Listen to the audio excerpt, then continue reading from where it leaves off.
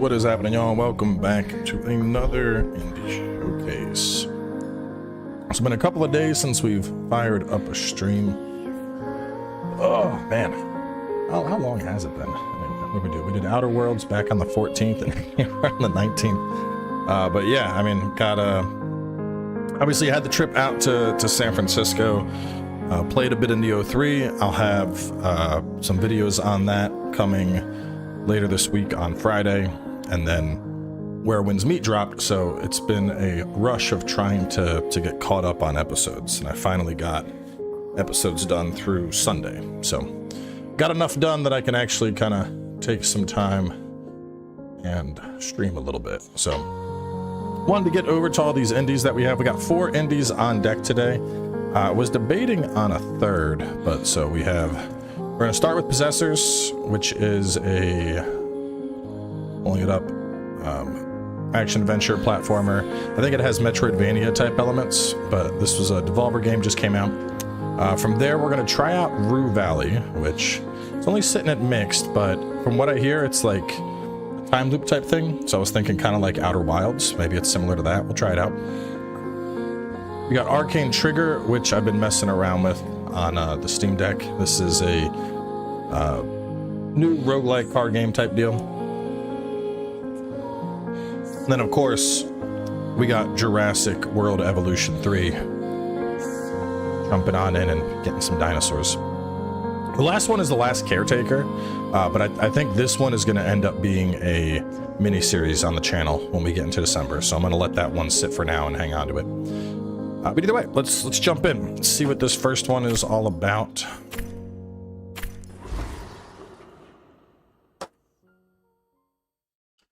You may notice the beard is gone. I wanted to mess with the kids, so I shaved off the beard. It's growing back pretty quick, but I think by next week I'll be back to a full beard again. Ever played Time Crisis in arcades? Yeah, of course. I think anyone who's a millennial has probably played that at some point.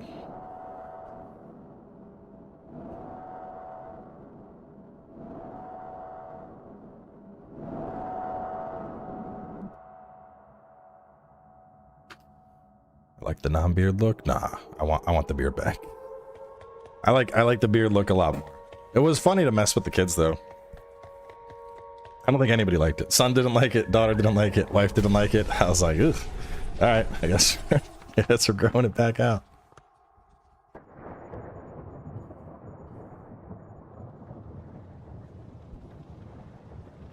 Genre of shooting games. We were playing Arc Raiders. I got a code for Call of Duty, so if Bobby wants to play that, I'll probably jump on and check it out. You know, it's one of those things I only play it if the boys are playing. I don't usually... I played a lot of FPS throughout college. Like, I was a big Call of Duty guy.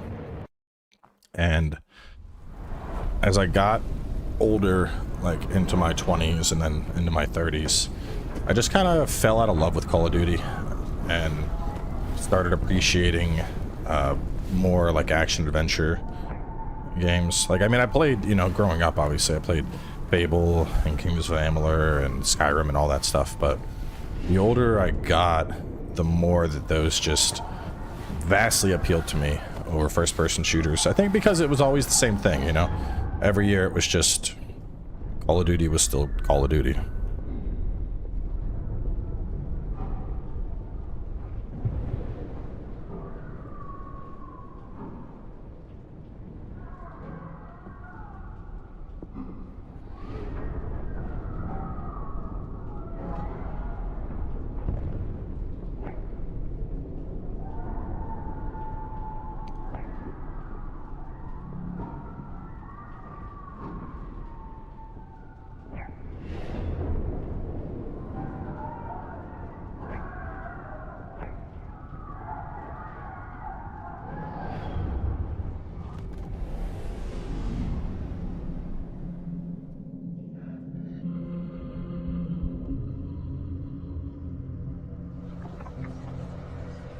Human powers.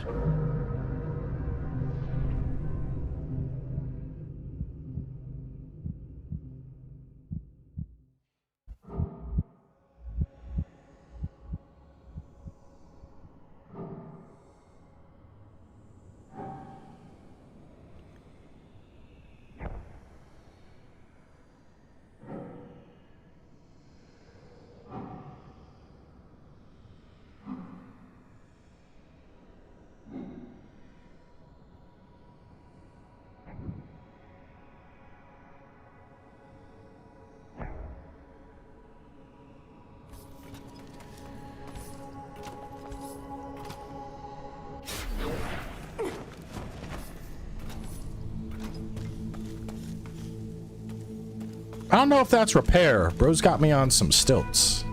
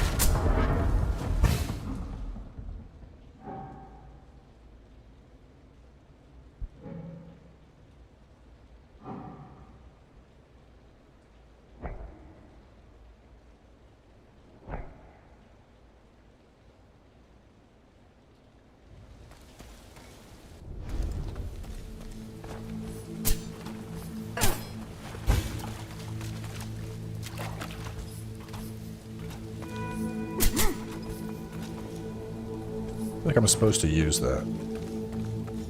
Hook shot it or something.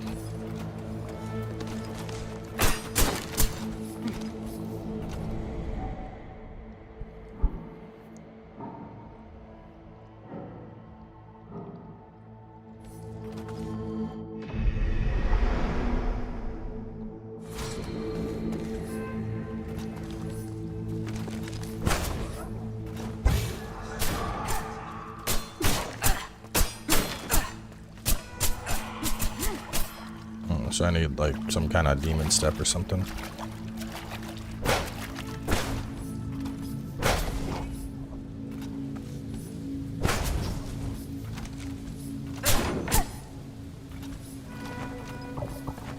Yeah, this is Possessors.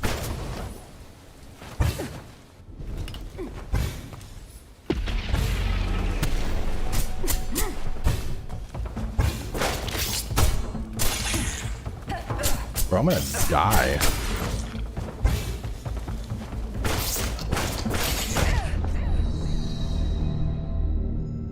Alright, fast as fuck, dude. I didn't think I was gonna die to a traffic cone, but here we are.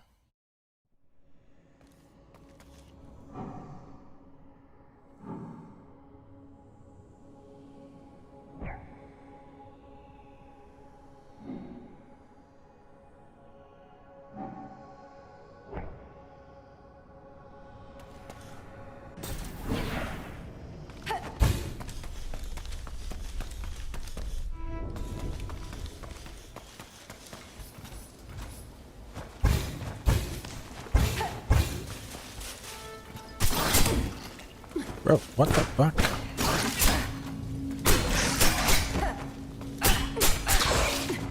These things don't have very good tells.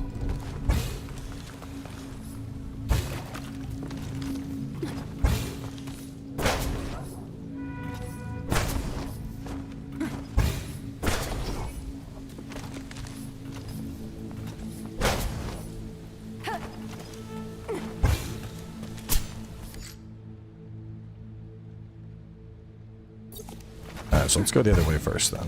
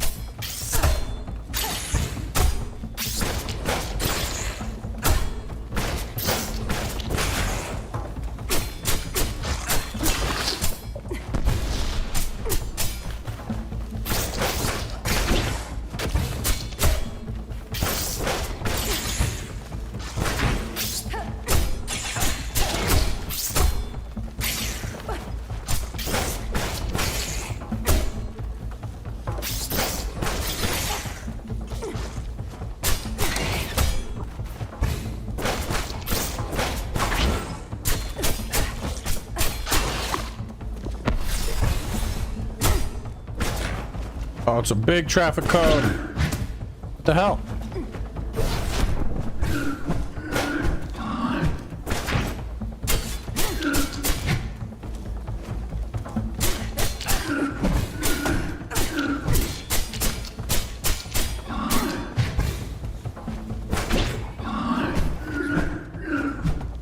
Alright, I should just not grapple on the stuff.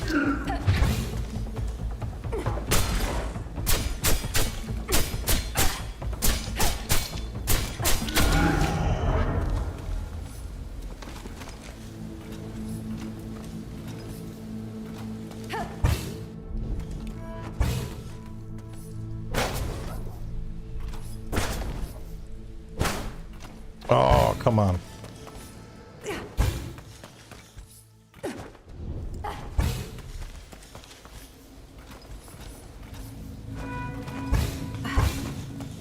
Game of the year, Expedition 33.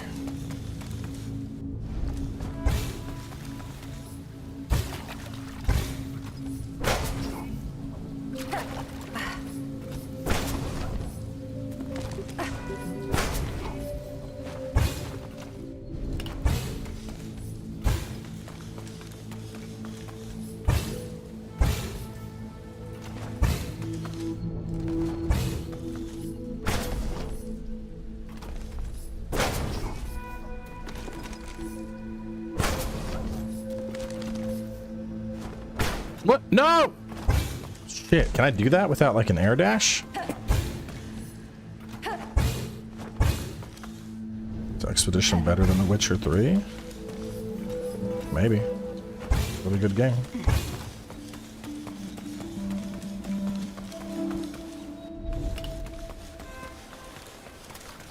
Think that.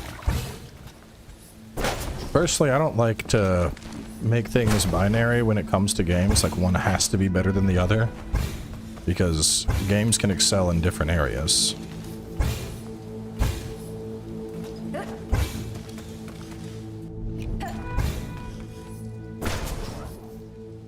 Elden Ring and Expedition 33 are both really good games, but I want, you know, if I want the exploration and the combat, I think Elden Ring's better. I want better story, and Elden Ring doesn't remotely compare to Expedition 33.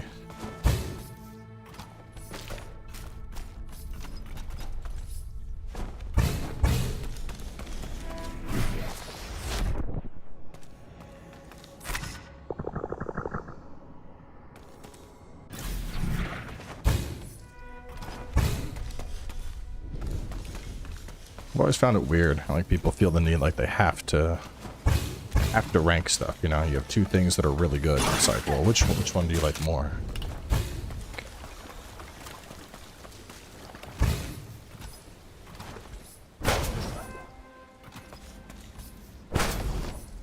I like chicken and I like pork. You know, one doesn't have to be better than the other.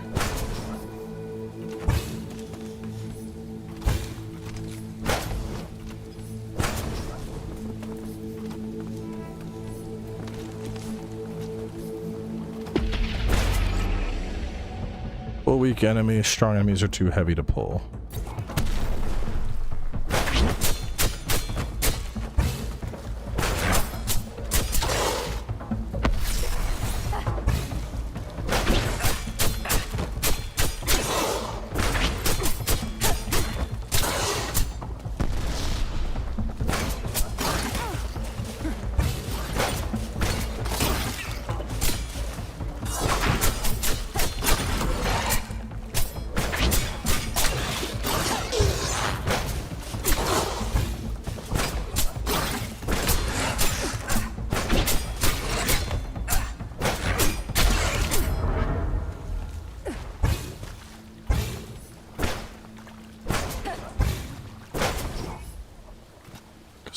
What are the lists for action game? Let's see.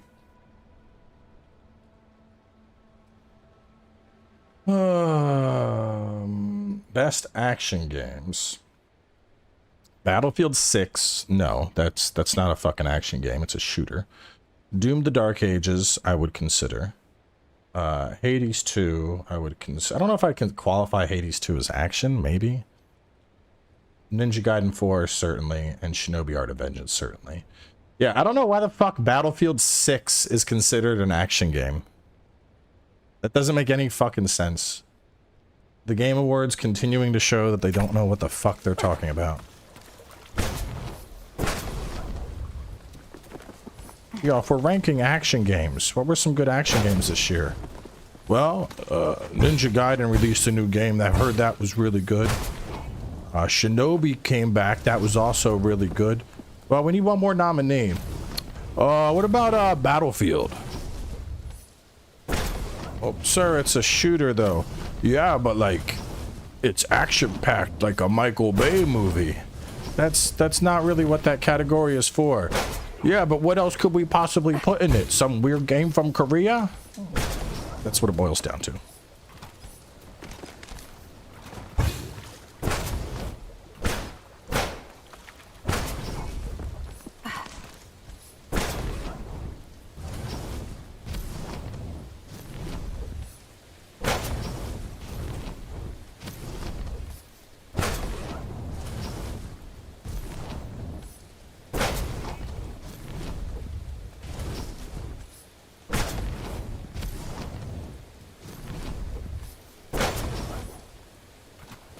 Yeah, this is Possessors.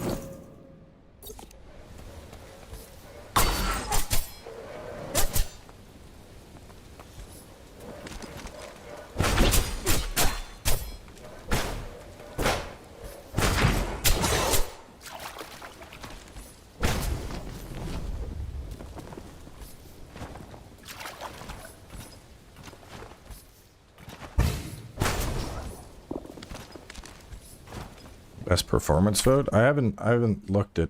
Let's just play our games, okay? We'll if I have time later, I'll look at all the nominees, or I'll look at them before the Game Awards stream. But I don't want to get sidetracked. I want to. This is indie time. Let's look at these. Play these.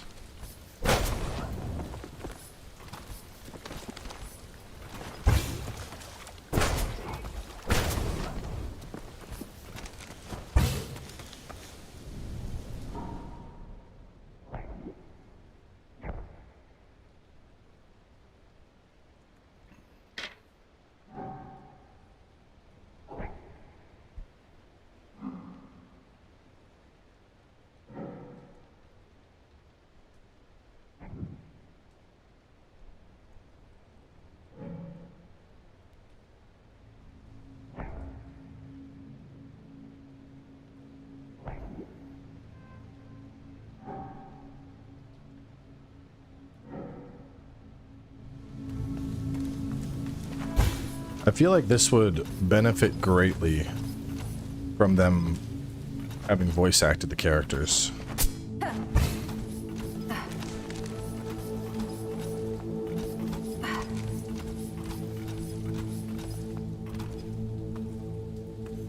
It's just for flex, it only really changes the HP and damage on enemies. Yeah, but that flex is what's important, bro.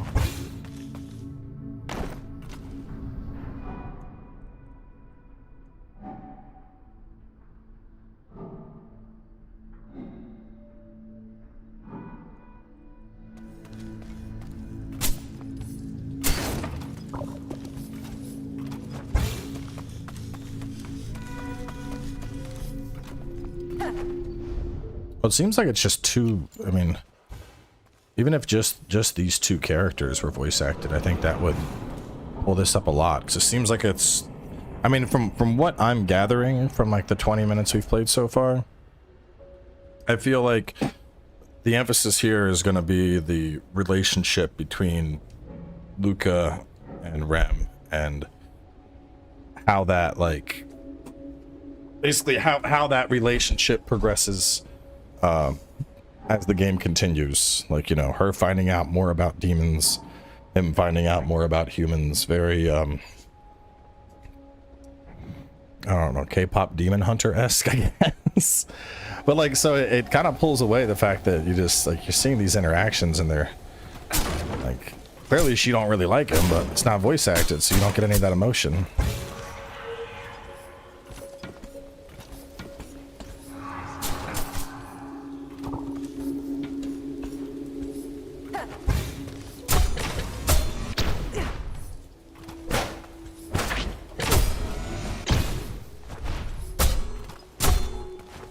So I just can't do that.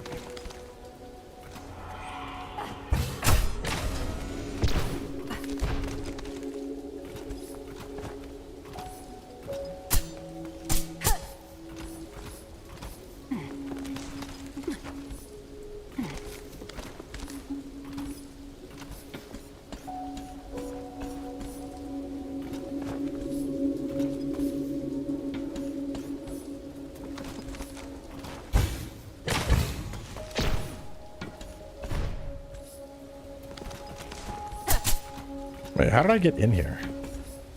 Didn't I drop down from like the ceiling or something?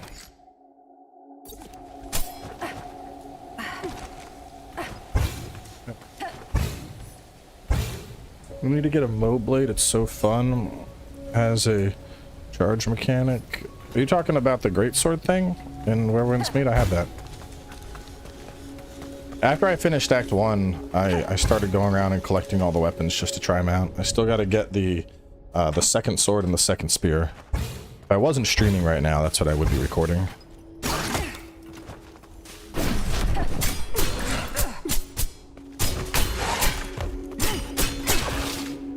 Monster Hunter needs a new type of weapon. I don't think it needs one.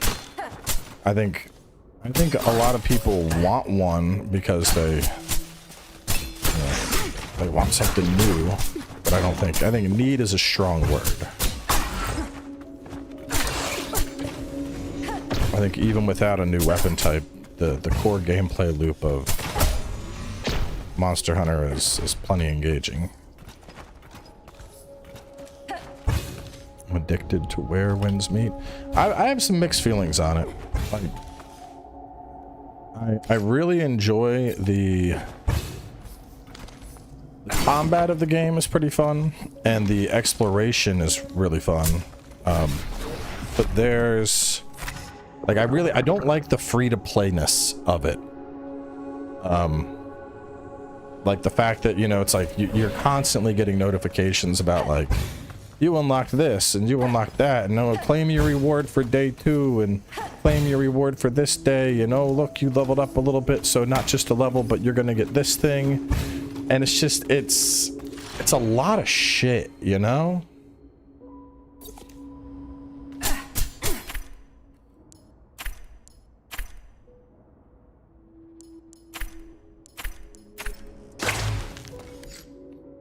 Like, personally, I mentioned it before, but I think, and this is probably gonna be a hot take, but if Where Winds Meet was just a full-on, you know, $70 AAA experience, and they removed the like 12 different fucking menus that I need to claim stuff out of, and it was more just, you know, focused on getting the, you know, the skills and the passives, all that shit can stay. But just it got rid of all the extra shops and you know, streamlined the general UI. I would probably enjoy it more. I think I would have rather just paid money for the experience if it meant it didn't have, you know, 12 different fucking menus and daily challenges that I need to claim shit from constantly.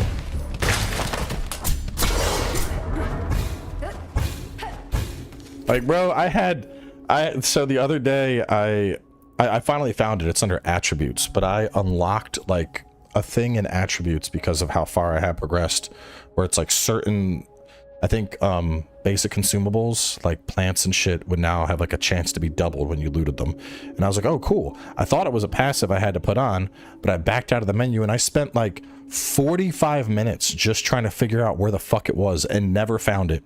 And then I finally found it later when I got a different pop-up and I pressed the button to look at it and it brought me back to that menu. It's like a sub menu somewhere in character attributes and I'm not even sure how to access it. There's so many fucking menus and things in that game that it's just like, what the fuck, man?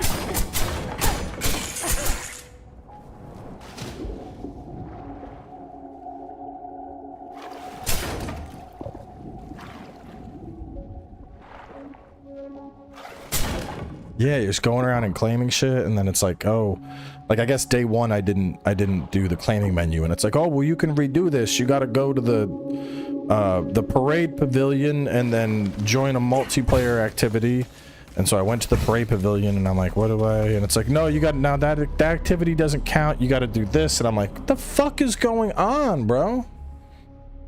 It's in your character screen. It's the details menu on the top right. Yeah, like there's just so much shit. And I'm like, this would be so much better if it just didn't have all this extra shit. If this was just a fucking, like, honestly, bro, I need a menu for weapons and gear. I need a menu for like passives, and I'm picking up like skill tree type shit. And the journal. I like the journal. The journal's good. How it's like, hey, there's different activities you can do. All the extra shit, you can get rid of it.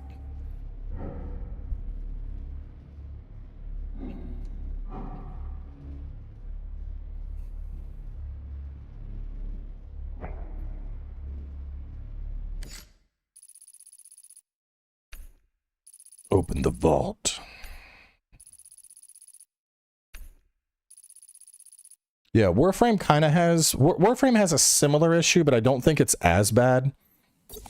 Like, I've played Warframe a couple of times, and usually I feel like every time I jump into Warframe, like Warframe it does have a lot of like menus and shit going on, but there's a couple things where it's like, oh no, like here's the 3 things you need to focus on. Everything else don't really worry about.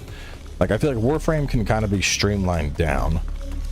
And I think part of the where winds meet problem is that, like, you know, on one hand, I was playing it and, you know, I had the thought of like, you know what, maybe I just ignore all this shit. I just focus on the game. I don't even worry about the 47 menus filled with shit. I just play the game. Like, if you do that, you're missing out on like a bunch of loot that you need to actually like have respectable progression in the game. So like you can't really afford to just skip on that shit. Like you have to engage with those systems. So it's a lot. But like exploring and whatnot, the core gameplay loop and, you know, discovering shit out in the world, that's a lot of fun. I do like that.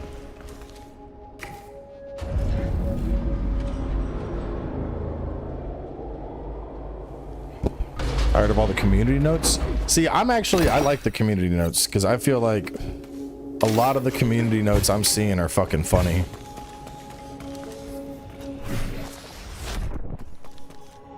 I've seen some really there's some jokers out there. Community notes have I'm on board with those.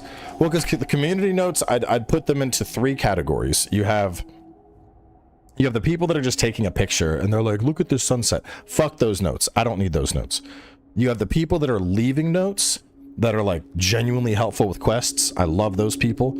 Like the other day I was sitting there, I was going through getting one of the weapons and I'm like, all right, I'm at 3 of 6 chests. I don't see any more. And then right when I was about to proceed, there was a note. And the note was literally like 3 of 6 chests now remaining inside. And I was like, that's a good fucking note. I like that. That's a good... Hell yeah, you had the same fucking thought as me. I like that. That's good. And then you have like the comedy notes. Like I went up to one, there was a statue facing backwards, and someone had a note that was like, "Is this where I swipe my credit card?" Like this is fucking stupid. But like shit like that, I gets a chuckle out of me. So I like it, you know. Then Michael Jackson, The Rock. I did not see those. That's pretty funny though. Hang on a second. Let me see. I feel like my filters on. Yeah, they are. Okay. So, I mean, overall, it's enjoyable, but at the same time, like, I got nothing else to play right now, so, you know, there was a part where I was like, honestly, right before I fought the boss that took me a while, there was a moment where I was like, am I gonna drop this game? Like, I don't know. I might drop this. And then after I got past that boss and instead I focused on just exploring, like shit was immediately more fun. Which that's actually really funny to me because I was, you know, I've been catching up on comments as I've been playing the series, and there was one dude that was commenting a bunch, and I guess he was Chinese, and some people were like, oh, I don't really like this, and it was like, no, you got to get into it. It has such a good story. The story is amazing. And meanwhile, bro, I haven't given a shit about the story. I'm just like, half this shit don't make sense to me. The exploration, on the other hand, that's top notch. But the story, bro, missed me with that story. I do not care about that story.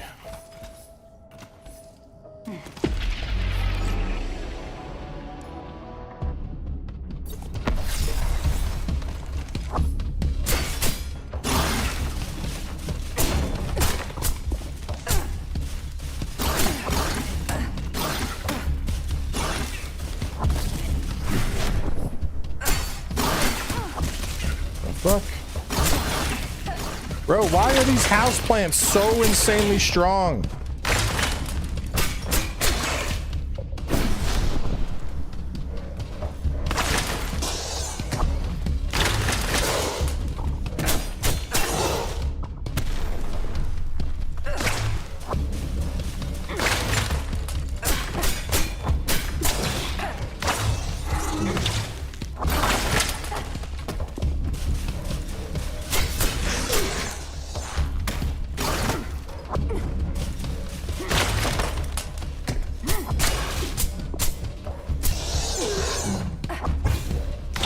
One thing I've noticed though about that game that I'm not a giant fan of, I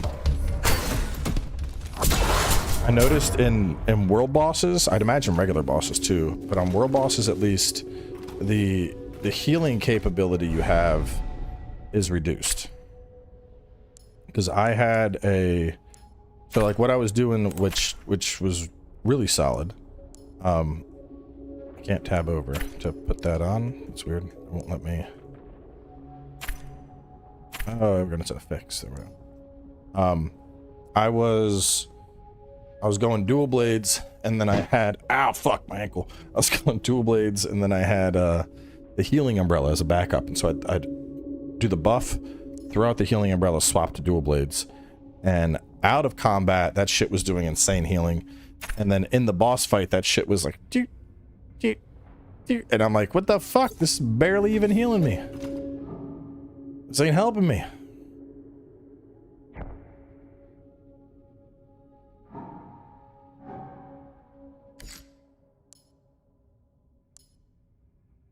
have to go get my chroma. Alright. Well, either way, it's about time to move on to the next game. This one's pretty interesting. It's definitely... I don't know. I have mixed feelings on the art style. Like, there's parts I really like, but... I also think the backgrounds are kind of dull. I don't know. This one doesn't blow me away, but it's interesting enough. Interesting enough. Flat? Yeah, that might be a good way to describe it. So that was Possessors. That one is out now. Price tag on that is $15.29. So I mean, for that price, that's a good price.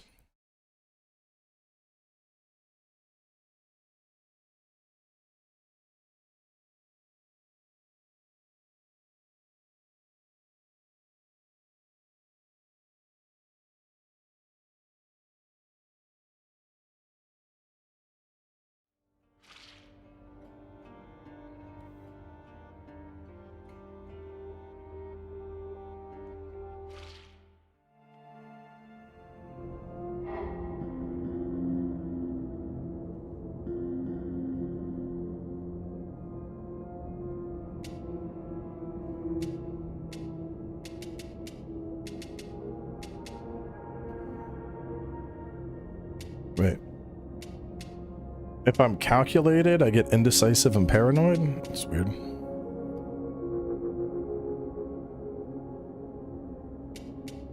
We're gonna be cynical, arrogant, cynical, and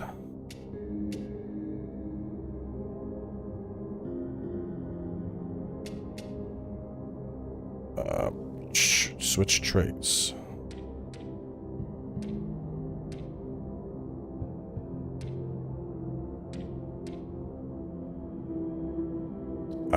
Okay. ACD2, nope, not my sort of game.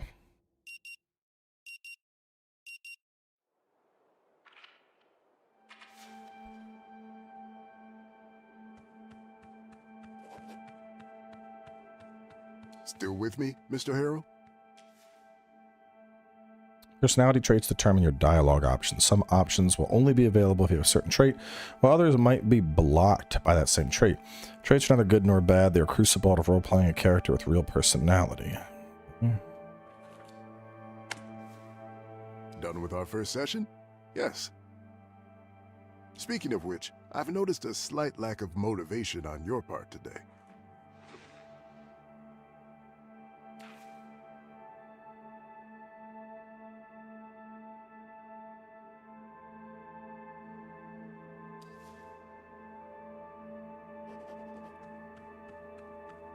And we'll surely be coming back to this condition of yours later during our sessions. But for now, I just want you to acknowledge its existence and try to stay aware of it at all times, if possible.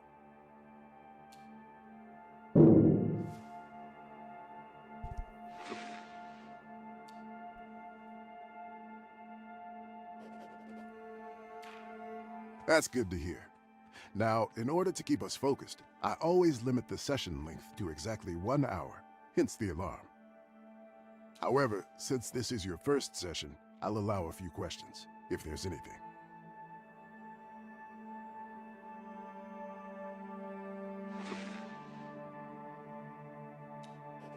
Mr. Harrell.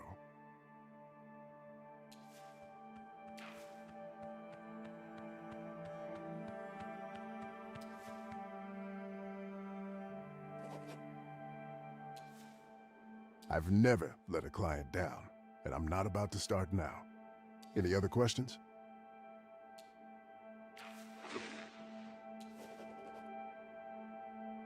This first session is more for you to get acquainted with me and my methods. We have a long road ahead of us. Anything else? All right then. That's it for today. You should go and check in at the office. Your room is probably ready by now.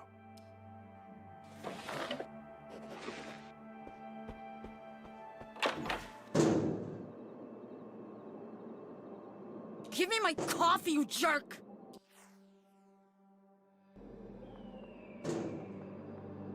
Spit it out already! Come on, you thief! Want to interact with her? Maybe not. I'll break you open if I have to.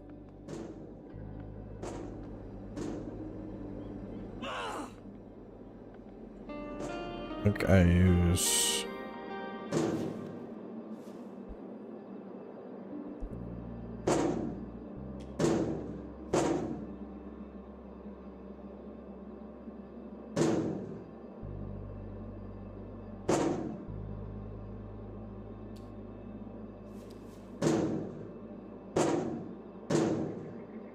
Give me my coffee, you jerk!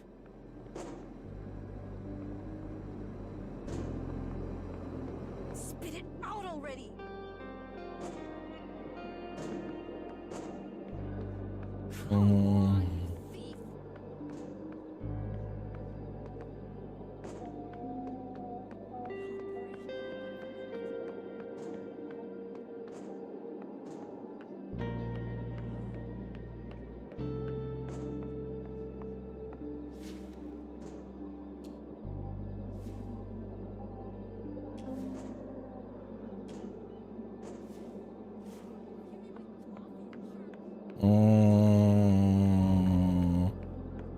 I don't know. I don't think this one's for me.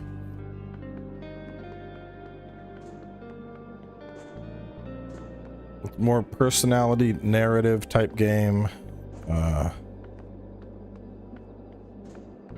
There's not enough stuff for me to hit. Yes, Rue Valley Motel. Our Coral Destiny internet antenna is down? Mm-hmm.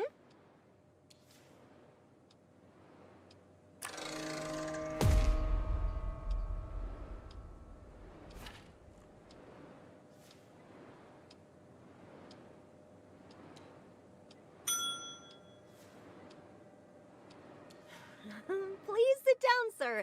I will be with you in a moment.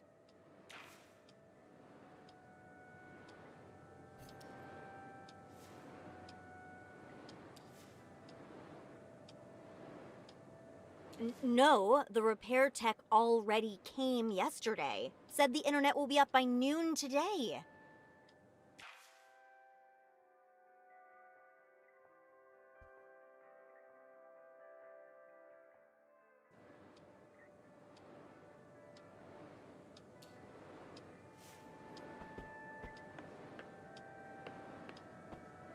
All right, let's go to the next game. Yeah, this yeah. Rebooted the modem. This one's just way too narrative driven for me. Those are not the kind of games I tend to play.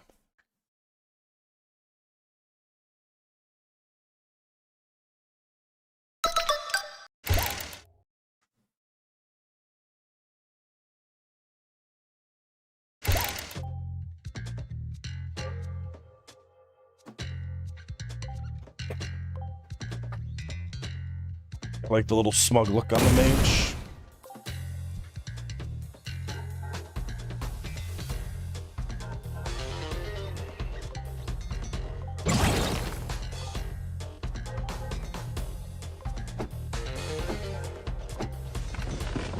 Well, before we jump into this one, so Rue Valley is can't tell, mouse fucking up. What's going on there?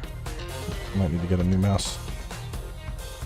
Rue Valley currently sitting at mixed. Price tag on it's $30. Not for me though. Arcane Trigger. This one is $8.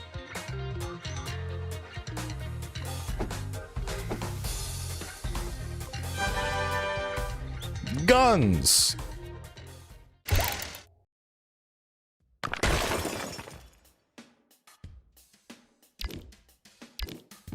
First bolt in the magazine gains 3 additional penetrations. Only fires bullets from the first row. The 6th bullet gains 7 penetrations, and its position can be swapped for a free one. Return has special summon Falcon. This guy's got a minigun. Unloaded bullets have a 75% chance to be fired. Up to X additional bullets per turn, where X is the current wave number. For every 6 waves passed, additional fire deal -8 damage.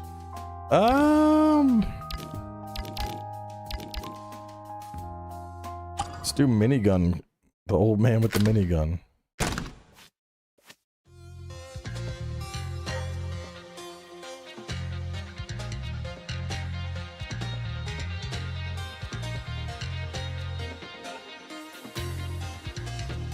There's a fire button to shoot. Kill monsters for energy when full. That gives you a bullet. Fire 3 bullets of the same name through foraging or triple trigger. Use melt charm to remove bullets. Transposition charm to swap bullet position.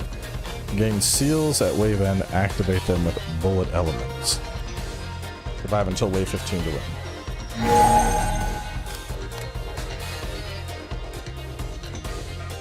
Hit after delay. 3 rock damage. Remove. Put down 2. Remove self. Gain 5 energy. Slightly knock back enemies. 8 lightning damage to target. If it has electrified, it deals more. Okay. Shoot the bullets.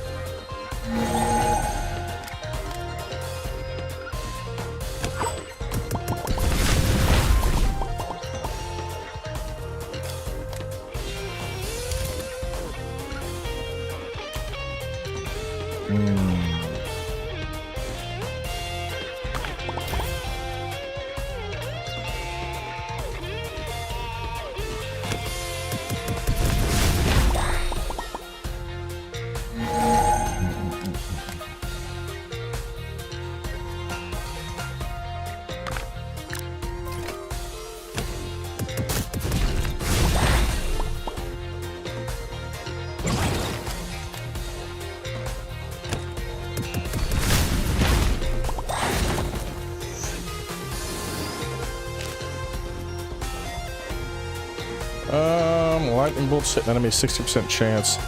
Make nearby stone speakers activate 1 time. Or I have to get another stone spell.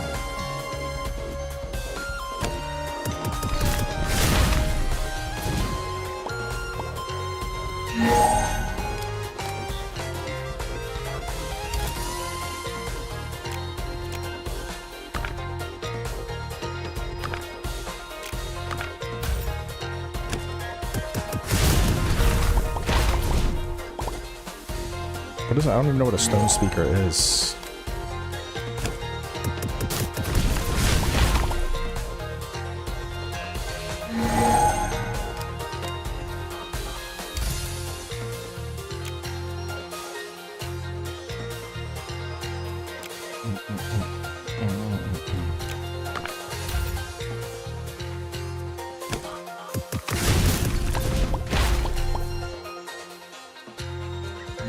Bro, it's getting too close.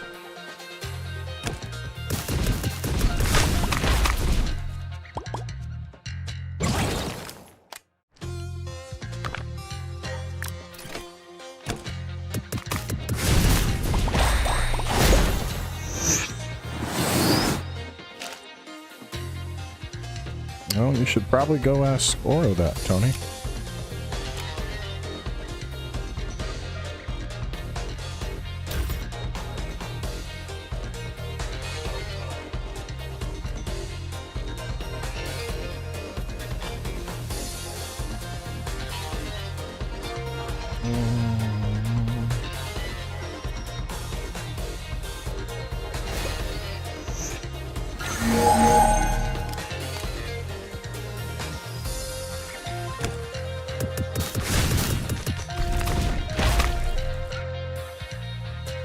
I need better bullet pen.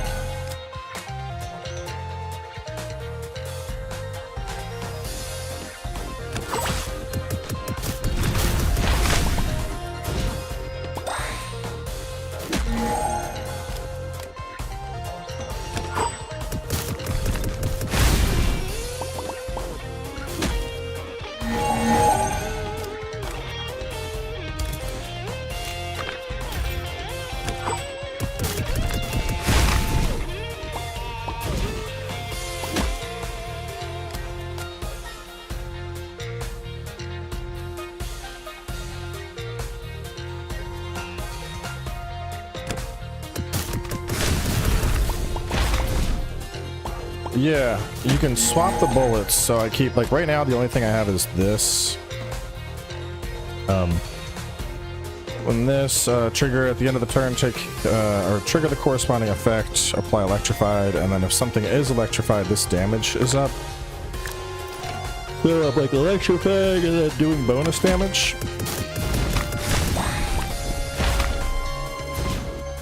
I think there's like different builds that are more focused on lightning or focused on ice or fire or earth. I have no plans on Reforged.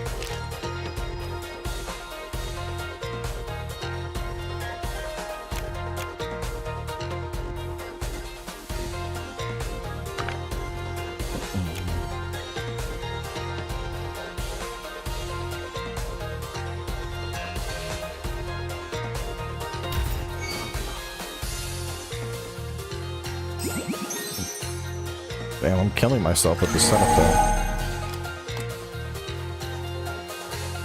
Shoot the gun.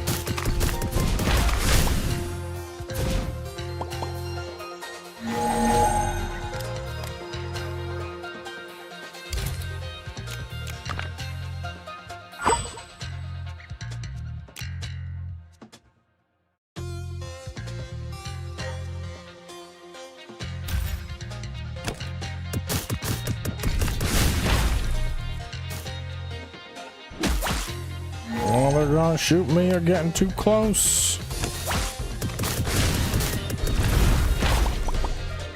I'm probably cooked. Oh man, I'm so cooked.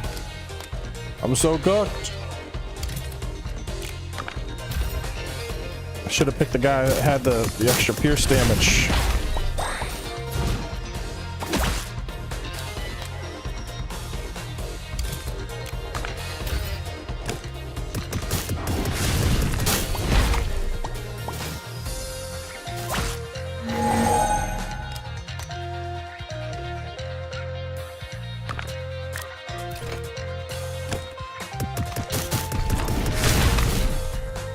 I'm doing a lot of, like, I have good single target, but I don't have any AoE to handle this problem.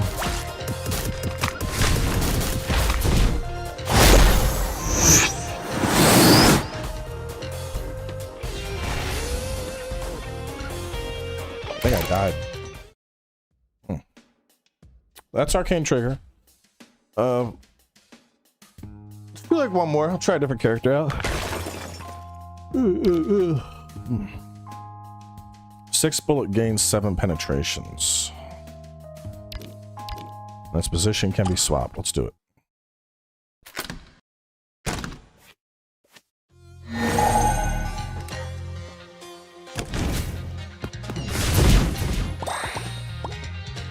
Like, I don't know what the difference is between this and this. Like, if I let it fill all the way up, do I get a like a rare bullet instead?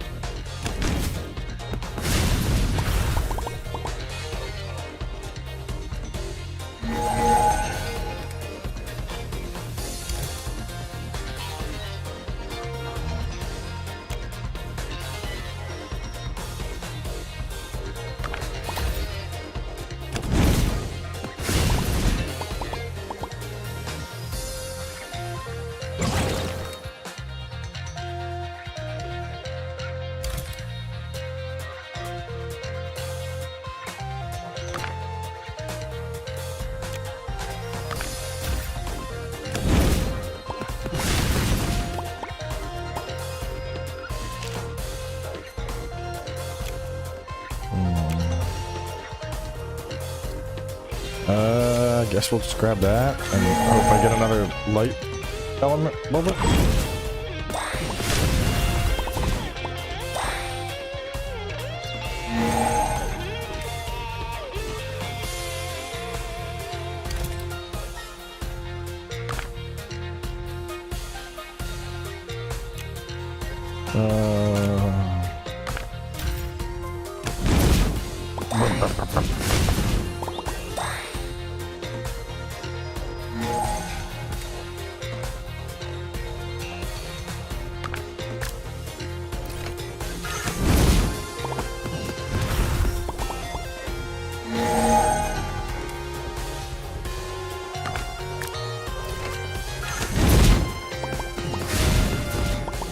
Damn, fucking them up now.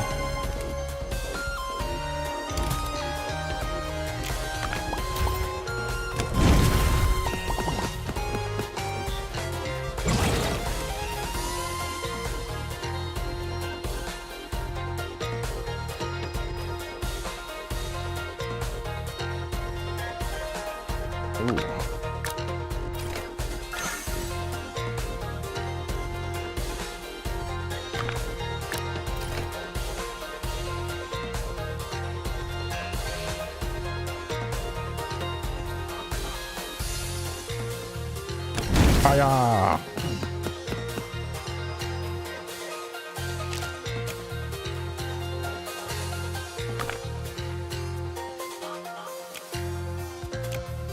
I need more. I need light.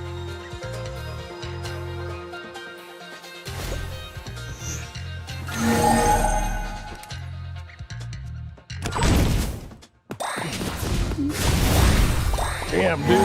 This one's cracked with the whole like, oh, your final hit will fuck stuff up. Especially being able to swap in like what I want in that spot. Because the final one, I just max wounded everybody, dude. That's crazy.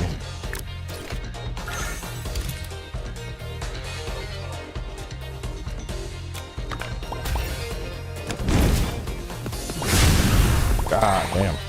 This is crazy compared to Gandalf, bro. Gandalf, I was struggling so much.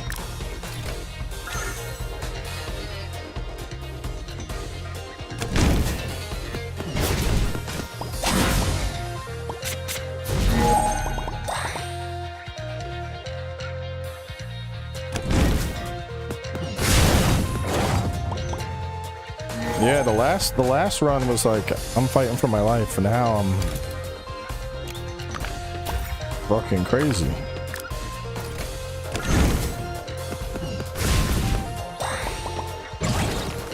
feel like my bird's supposed to be for something. I don't know what.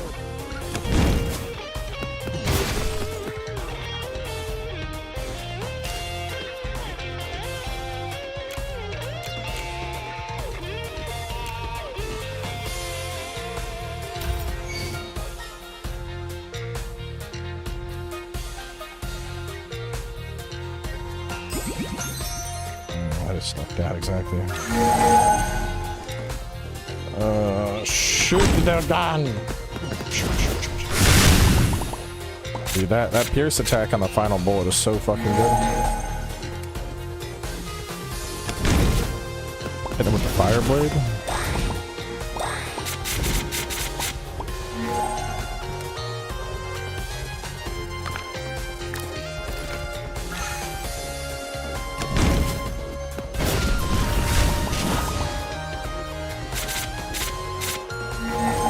You dare approach me?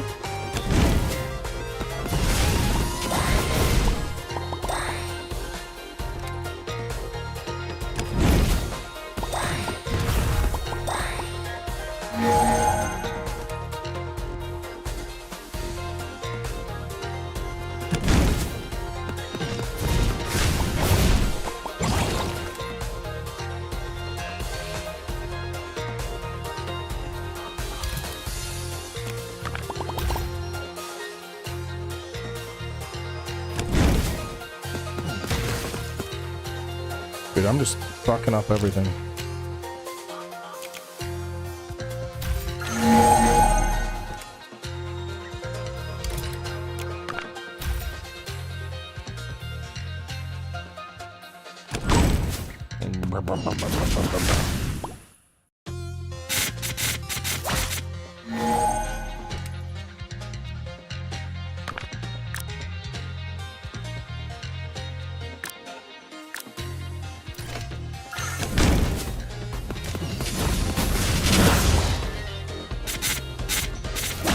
They're getting close. They're hitting me. Shoot them now.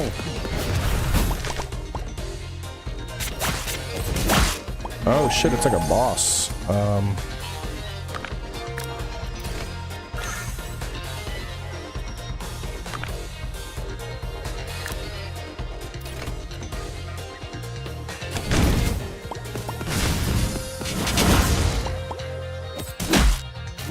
I don't think I got what I need to kill the boss.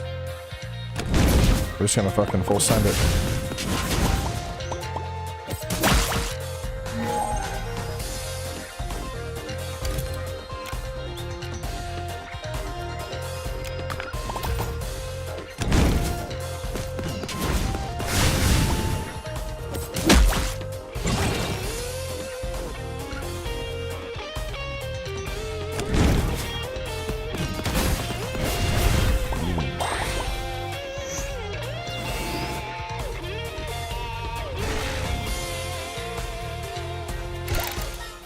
Well, that's Arcane Trigger.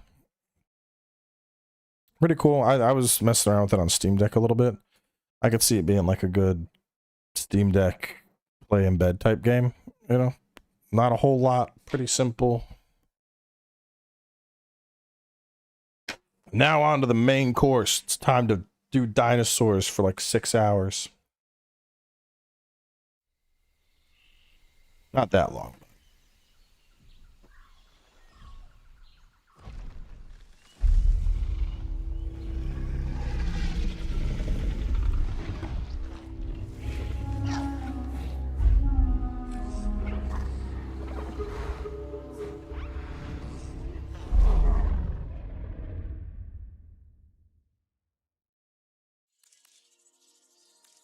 These games always, like, it's the same thing with every Jurassic Park game, but I still love them.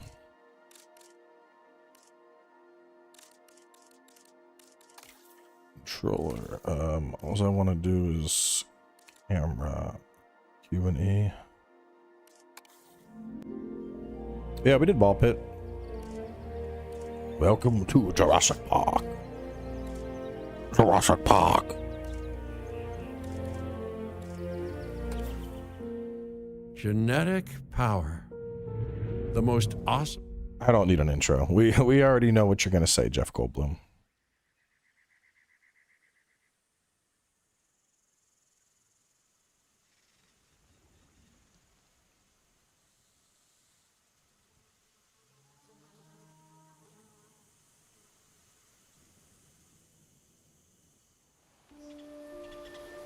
If there's one thing that the history of evolution. We don't know. Just get me to my park.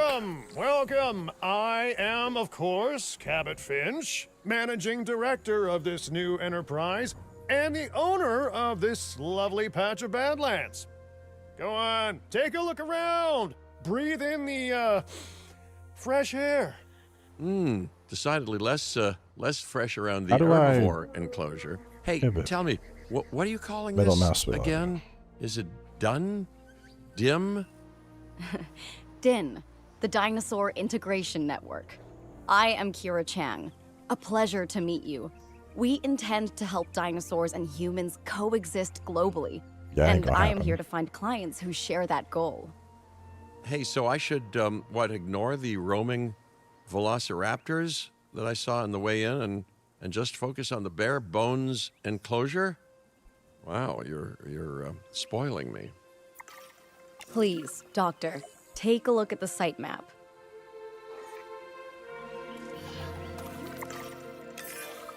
Not only does this map allow us to oversee the site, but it also shows that the raptors are no longer nearby. We have plenty of time. Oh yes, plenty of time, sure. Until, of course, we don't. All right, let's get this showcase underway.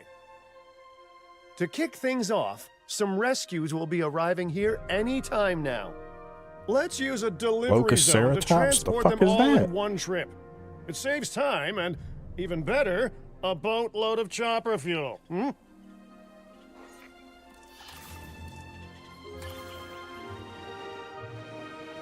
It's in the highlighted area, okay? What is a perfect. what is a When the Locuceratops? chopper gets here, direct them to that delivery. Hold on, is this a real dinosaur? It is. It's like a two-horned Triceratops. I thought they were just making up new dinosaurs. I feel like as a kid, you thought you knew every fucking species of dinosaur ever. Zone. And there's so many more now. They took away Pluto, but they just keep adding dinosaurs.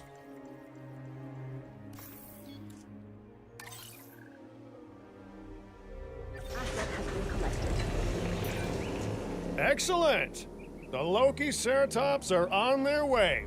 And the pilot said there's something special about the group, so, consider my interest piqued. Ah, our other important guest has arrived. Really, Dr. Dua, fucking dinosaurs in welcome there to just getting Montana. fucking chucked around. And That's thank crazy. you for inviting me. Your goal to help dinosaurs thrive has certainly caught the conservation sector's attention. I truly hope you can succeed. Ha! So do I. So do I.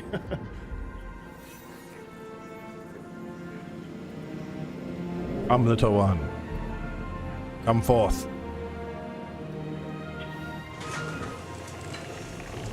Oh, it's a baby.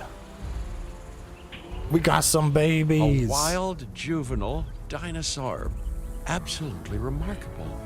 And not a common sight these days. You know, the mind boggles thinking about how its experiences now will shape it.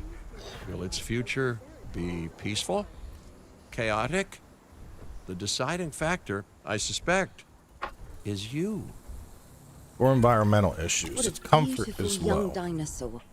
Can we perhaps observe it more closely? Dinosaur appeal is one of the things that'll draw new guests to a site. And boy, oh boy, do juveniles sell entry tickets. And well-cared-for juveniles will grow into more appealing adults. Well, it as doesn't well. have wetland right now, so let's get to work. It needs ground fiber and wetland. As dinosaurs explore their new enclosure, they'll form a territory. It's inside this territory that their environment must meet their needs.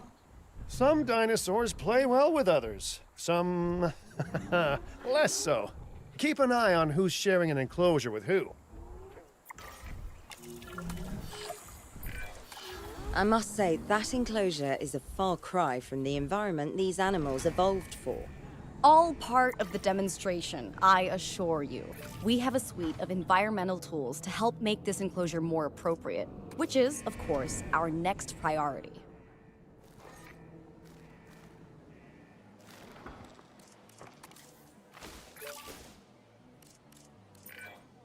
Wonderful work. Actions like this will certainly earn you a good reputation with the conservation sector.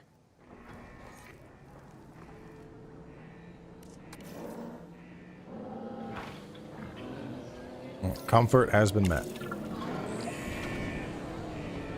Yes, Jeff Goldblum provided the voice acting. I honestly, it's gonna sound weird. I can't stand Jeff Goldblum's voice. I think it's like the cadence of the way that man talks just makes me Not to alarm you all, agree. but is that A sandstorm, and it came out of nowhere. typical? It ripped apart some of our fences, too. Storms like this can harm or panic dinosaurs. This is a delicate situation.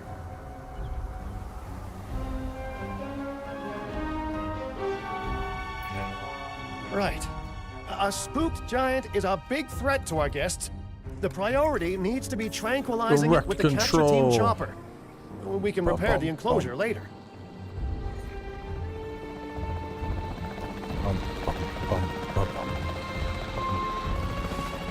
All right, Delta 1 coming up on target. We're aiming in now. Take a nap, little guy. Target down. How do I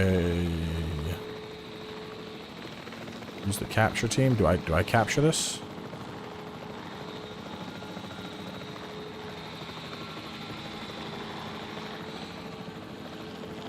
Use the capture team. Okay, how do I swap? But is there a different one I gotta hit? Are there two, maybe?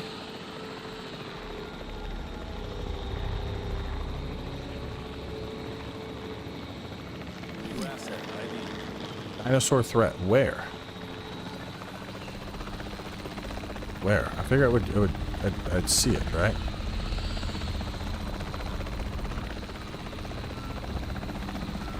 There we go. Target.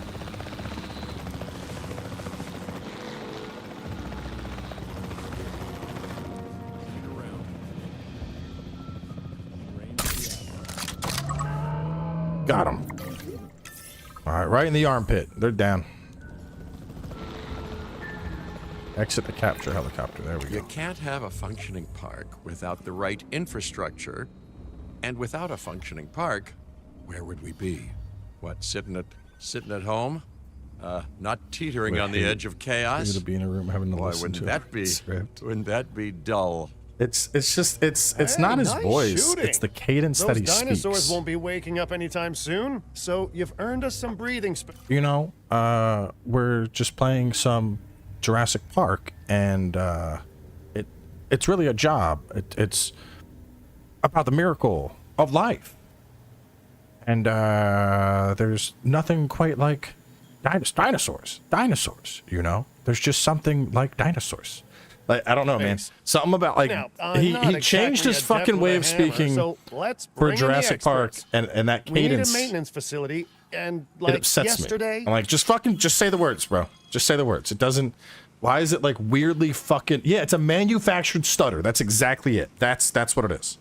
It is a manufactured stutter, and it. I don't know. Something about it just fucking gets under my skin. Every time I hear it, I'm like, I don't like this.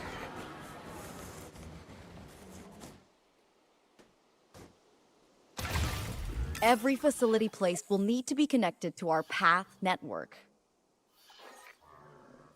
Especially because everyone else talks normal. Everyone else in Jurassic Park doesn't talk like that, but Jeff Goldblum does.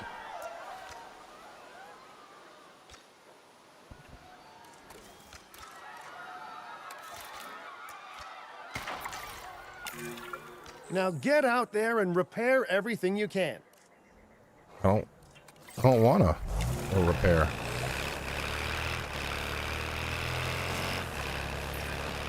You know, Dr. Dua, Dr. Malcolm, your testimonials would really make a difference.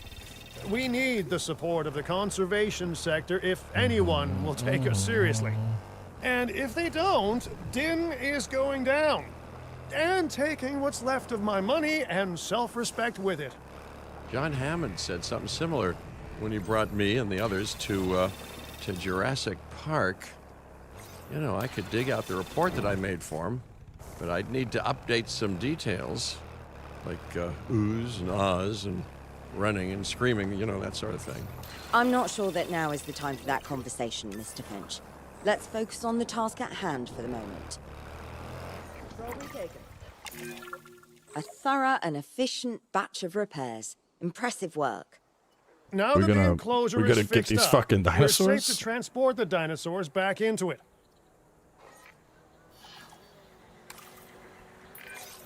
When transporting a dinosaur, first choose the animal you want to move and then pick where to send it. You want to be in this one?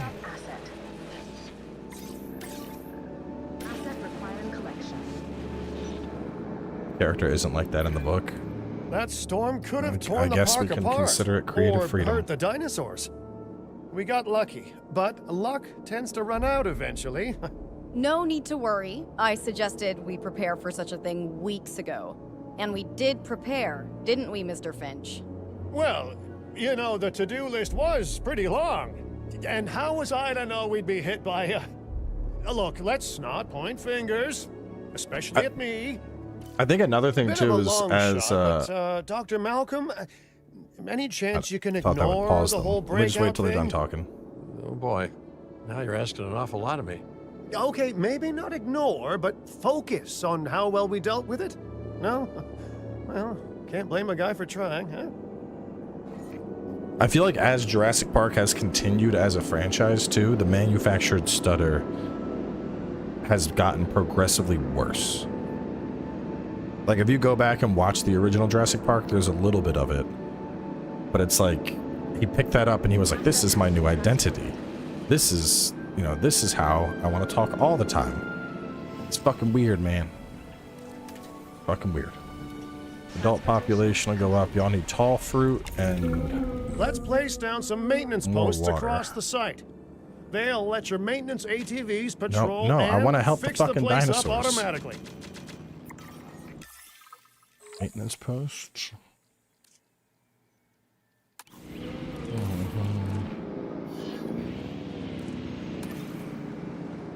Honestly, I kind of want to You want just... your maintenance posts to cover all buildings and power generators that might need repairing, refueling, or resupplying.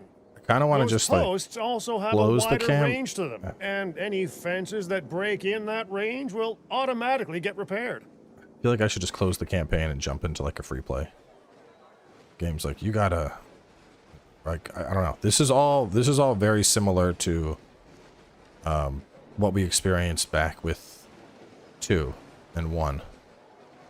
Like so far there hasn't been any new mechanics. I feel like they should have just, you know, kind of led the game with that. Like, oh, or there should have been a message. You could like, I don't know, an option where you're like, this ain't my first park, and they let you just fucking jump in.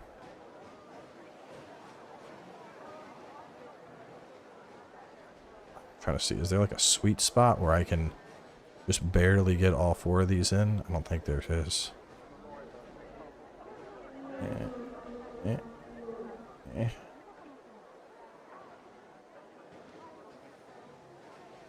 No, there's not. Okay. Well, we can just go,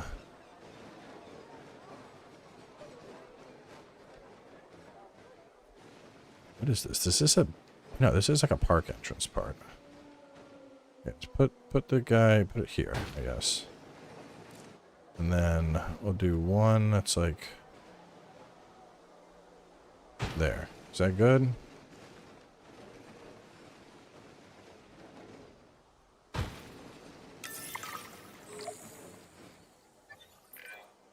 Once you've placed your maintenance posts, you can directly assign a maintenance team to each one.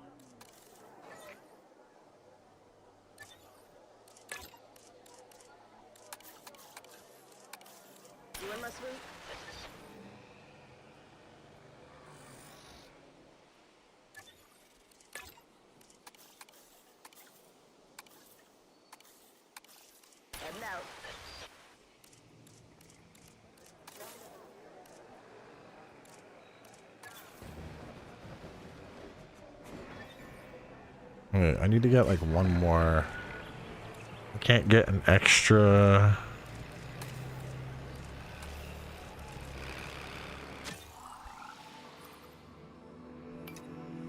construct at least 4 operational vehicle facilities. Damn. Create a raptor enclosure, let guests into the park, open the enclosure. That's usually how we finished playing this in the last one. I think when it was like finally time to just like stop playing, I'm pretty sure we did exactly that.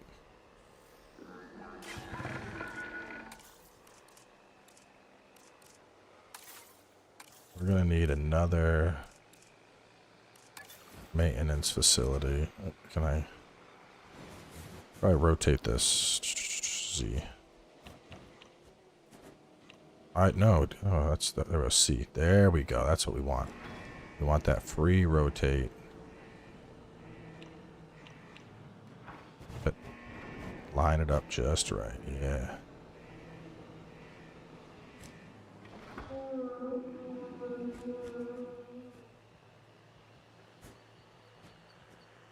No, stop. Why are you being fucky?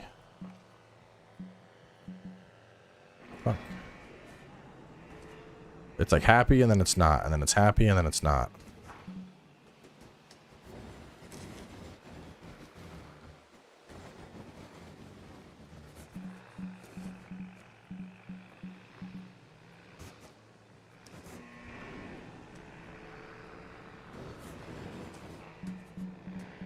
What's the button place? I'm just gonna like wiggle it around and then spam left click until it. Will you work right here?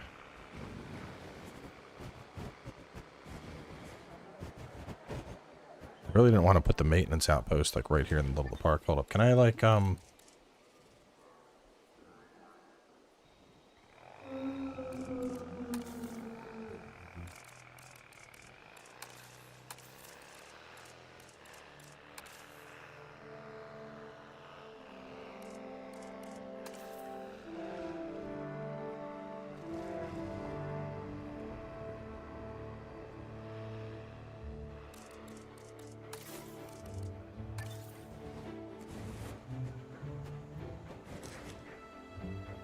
fuck. Doing it again. Oh boy. Okay, we're just fuck it. Just gonna like slap it right here, I guess. Not oh, for a second there I was like, the fuck you mean not allowed?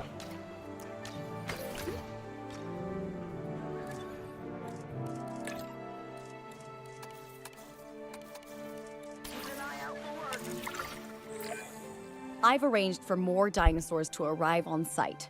They were struggling in the nearby desert, but we can give them a better life here. One moment. Corythosaurus. They cohabitate wonderfully with Lokiceratops, so please do place them in the same enclosure. Replicating natural varied ecosystems should always be a high Writing has gotten really bad in recent movies. The dinos are cool though. Then.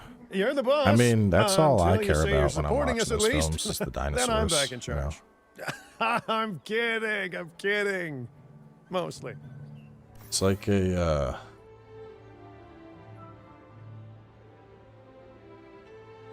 it's like a Godzilla movie. Like there can be a story, but I'm not there for the story.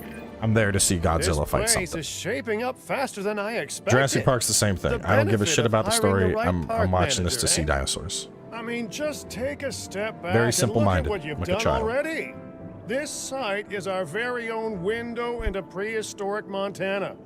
Diplodocus? Check. Lokiceratops? Check. Corythosaurus? Well, here we go. Oh, there it is. God. I feel like I've had like a tweak in my neck all fucking day. I think I finally just got it to pop.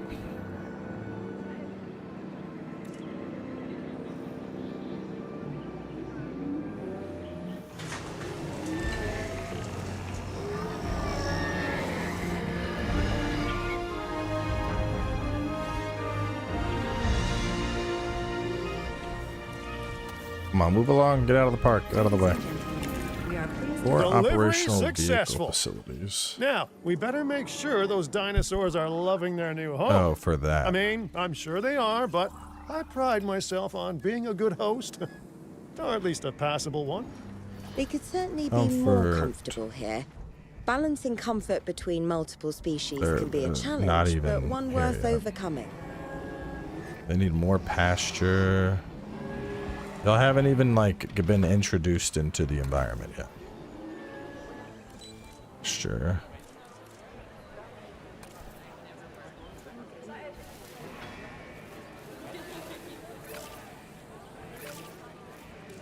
Ground leaf.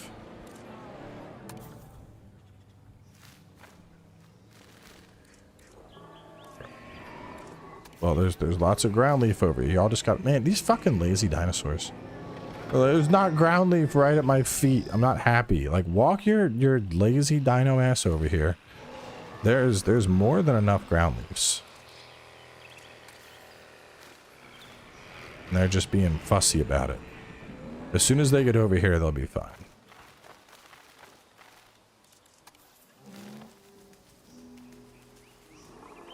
Look at that. Like, there's tons of ground leaf. Needy ass dinos. 2 full adult males. Okay, well, I can't help with that, bro.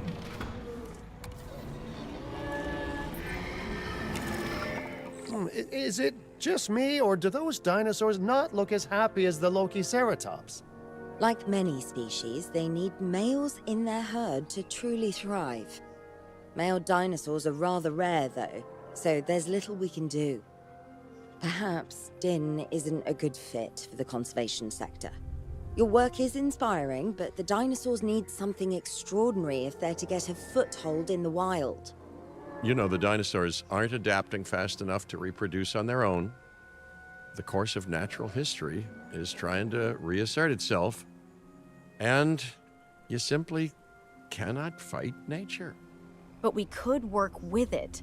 I know of a research station developing not only male dinosaur synthesis, but sustainable breeding programs too.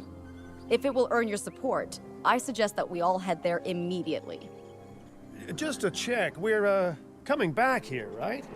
Oh, we must. If that research succeeds, we have to return to reintroduce male dinosaurs to these herds. All right, my bags are packed, so let's go.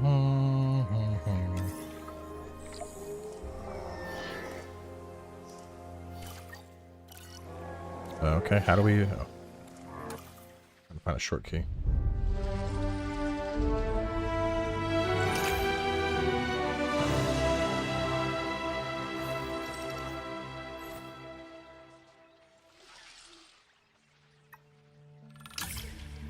Dinosaur Integration Network.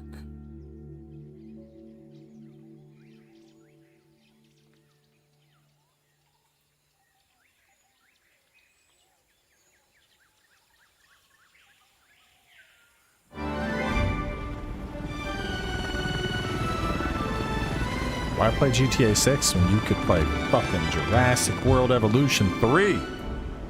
Now that's a game right there. Well, you know, I've been to a tropical island harboring so-called groundbreaking research before, and I felt this same mix of sheer wonder and utter dread back then, too. I'm more, optimistic about what I'll find this time around, but still, if I may, a word of advice: build more places to hide than you think you need. Jeff, please shut the fuck up. Aloha, Hawaii! This is not a vacation, Mr. Finch. We are here to support pioneering research on dinosaur breeding. And to that end, I'm pleased to introduce you all to Dr. Luis Baldera, a leading paleoecologist. Dr. Baldera, the room is yours. Hey, good to meet you all. Truth be told, I wasn't expecting help so soon. Kira seemed pretty insistent that it has to be now, though, so I'm definitely gonna make the most of it. Well, you know, we're all dying to see how this works out. Well, hopefully not literally dying. Shut the fuck up, Jeff. Does Dr. it feel more Baldera has tutorial done heavy quite than the well last on his 2 own, games? But many minds make light research. Hold on, We'll 'cause need a didn't control we- center so that we can hire scientists for the project. Yeah, we've been on this one for like 30 minutes already, and we're still just doing tutorial stuff.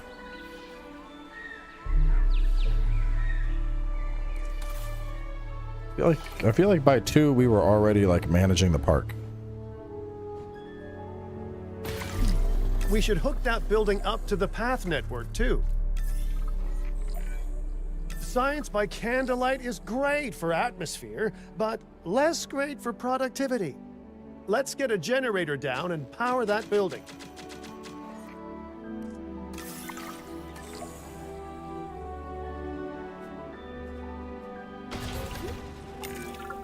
Scientists have a variety of skills, but researching male synthesis will require experience in genetics. Please hire whomever you think can do the job.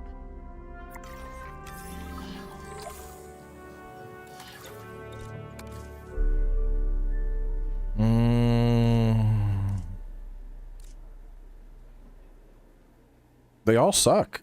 3 of 8, 3 of 8, 1 of 2, 1 of 5, 3 of 10. I mean, he has room for growth, I guess.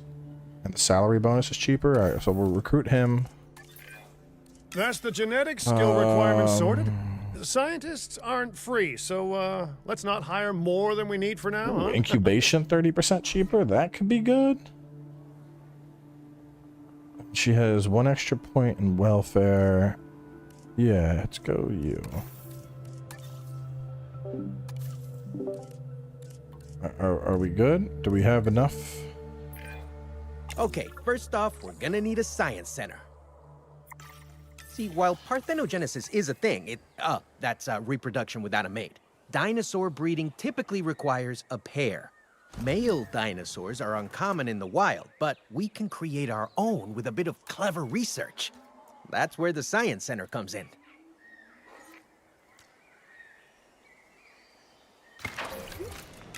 Attention all science personnel. Please report to the newly opened Science Center. So get to work now.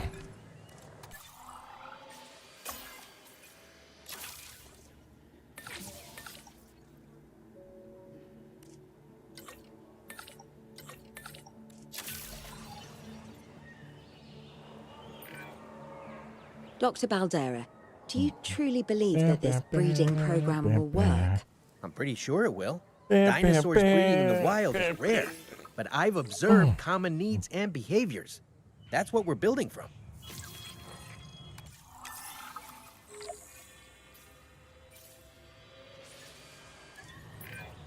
Next steps. Right. We need to gather some genetic material if we're going to actually synthesize a male. But finding an appropriate dig site will take a head for logistics that I definitely don't have. Let's hire some practical thinkers. Okay, logistics. 2 of 8, good growth potential. 4 of 7, increases all skills by 1.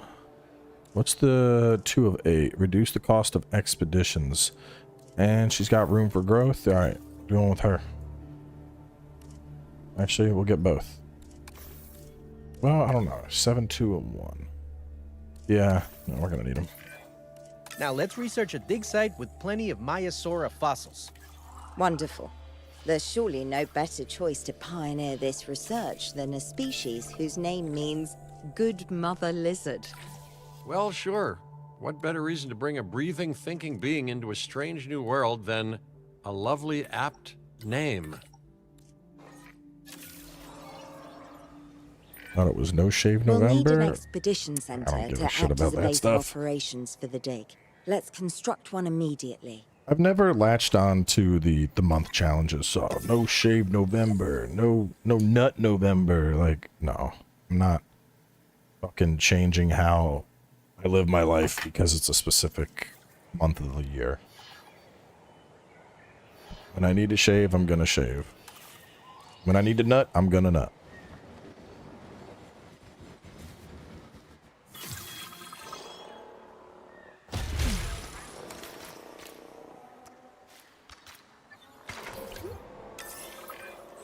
Expeditions and me go way back.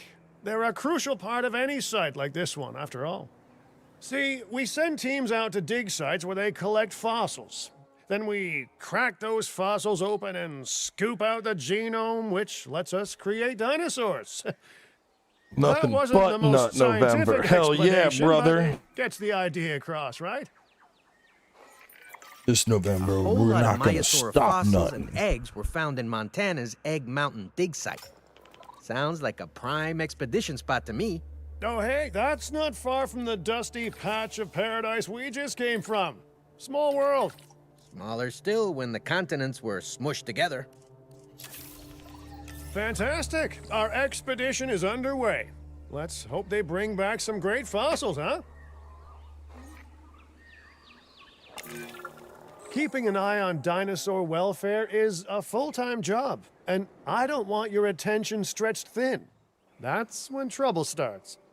The ranger teams can handle it, but they'll need to be assigned to ranger posts to guide their patrols. Let's build some posts and get those rangers to work.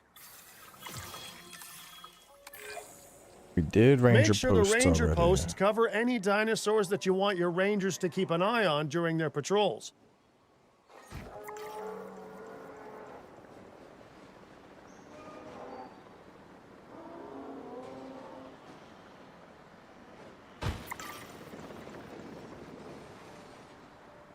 Make sure all Gallimimus. Well, yeah, he's fucking at the edge of the enclosure, bro. Could I just put the ranger post? I'll just wait. He's gonna wander. Come on. Wander your little dino ass back over in the range. Come on. Come on. At least the Gallimimus. Looking good. Yeah, Now yeah. just assign ranger teams to those posts and you're set.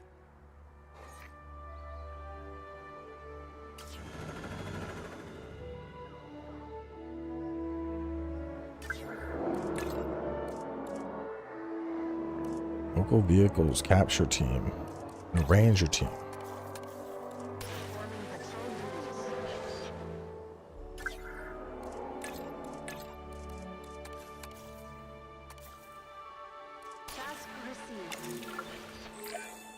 Maiasaura are not the only animals that this client cares about. So, while we have some time, please ensure that the other dinosaurs here are comfortable.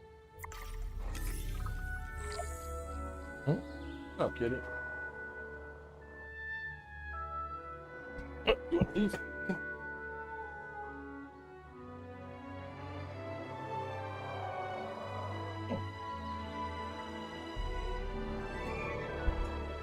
Wait for. Okay, so we're just. What do y'all need? What's the? Send rangers. Yeah, don't we have fucking rangers? What are they doing? Alright, on the Gallimimus. What does the Gallimimus need? Missing ground leaves. Okay, you want some.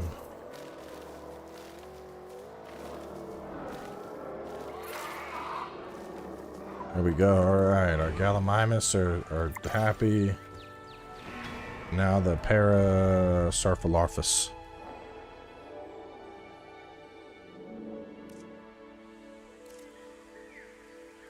What are y'all talking about? Cancer awareness?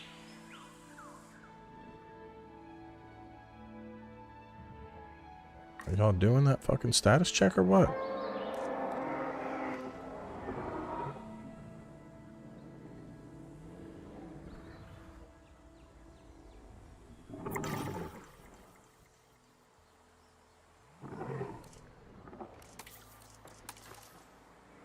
They need ground nuts.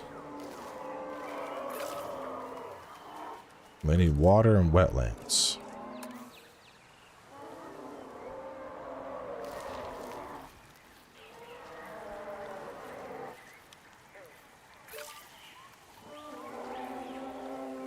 Alright, now they actually need just a water source.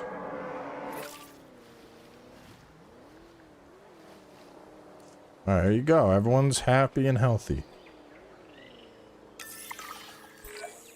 No one's gonna want to visit these sites if they can't see the dinosaurs.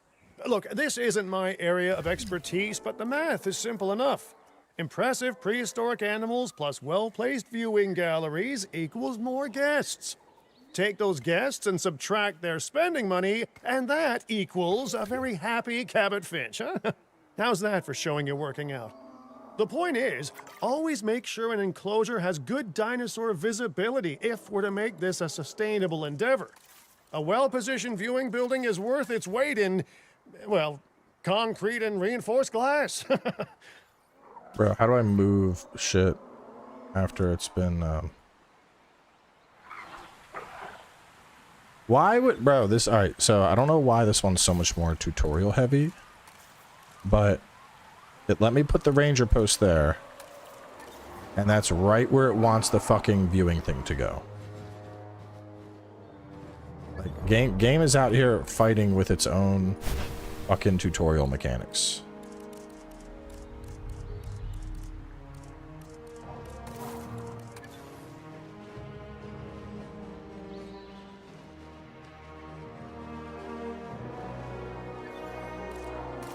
And now it's not letting me replace that because I have to replace this thing first. Ladies and gentlemen, we have added a new viewing gallery, ready for you to observe our magnificent... Hey, did our expedition team make it back all right? Did they, find anything good? Use the Science Center to extract genetic information from the fossils they bring back. This is a task best done by scientists skilled in genetics. And anything not rich in genetic information could still make us rich in petty cash. So don't be shy about selling things either.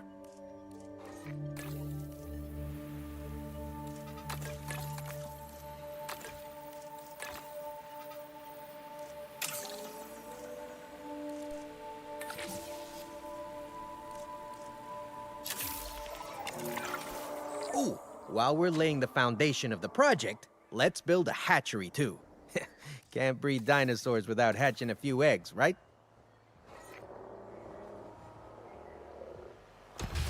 What's up? You just left and now you're back? Not long now until the genome is done extracting. What's that old saying? A watched pot of dino DNA never boils? What? Big kitty stretch, is that it? Oh. Yeah. Oh.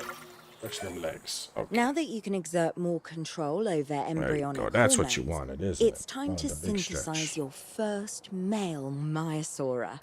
Just think, generations of dinosaurs engineered to be female, and now we're purposefully unshackling them. Incredible.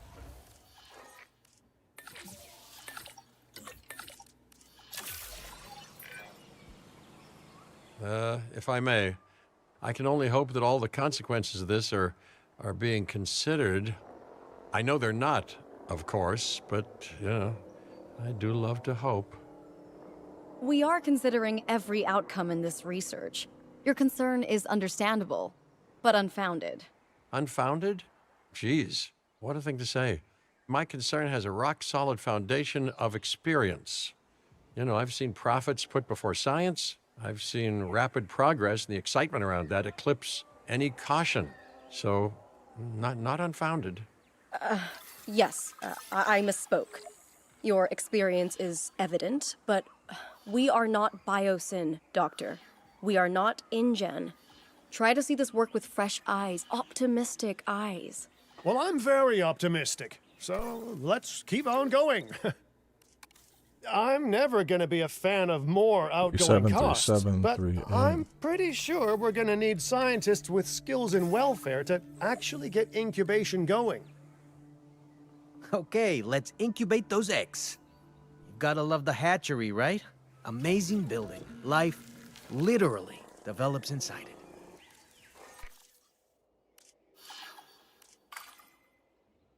No, we don't want skittish.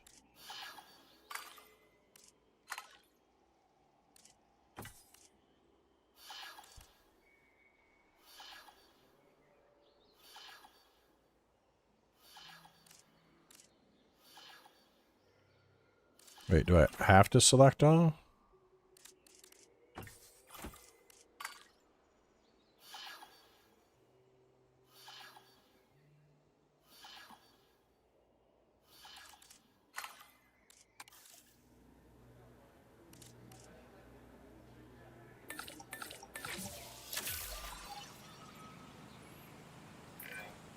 Oh, hello there, history. Repeating yourself, I see.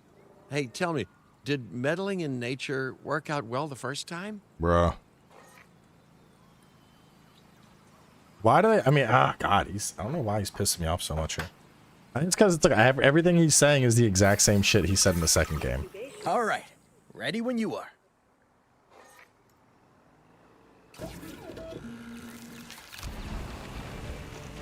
Like, I'm kind of curious, what did they change from the second game here? Dinosaur synthesis. It never gets any less magical, does it? Those are some beautiful animals. And More note how in-depth the male building and female tools, new Maiasaura breeding have system for different baby patterns, too. dinosaurs, and graphical enhancements. Dimorphism in prehistoric animals. So breeding And wasn't given a how rare core males feature are in the into wild, only I dinosynthesis, suspect and we now we still can have so have breeding in much baby to discover. dinosaurs. Yes, indeed. And this is just a start. So, let's get those Maiasaura comfortable. The campaign for 2 is action-oriented. This is a more traditional story-driven park restoration campaign. Oh.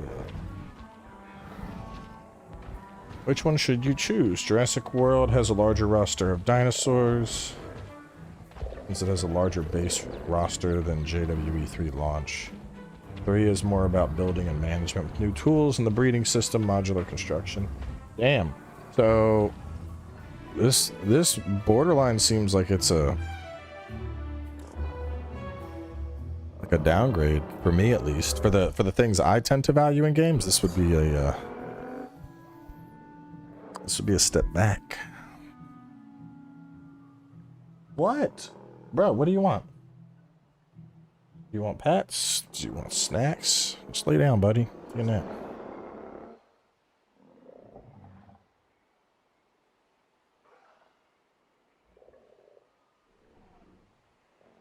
Make sure male and female have an average comfort rating. Alright, well, who... I synthesized them.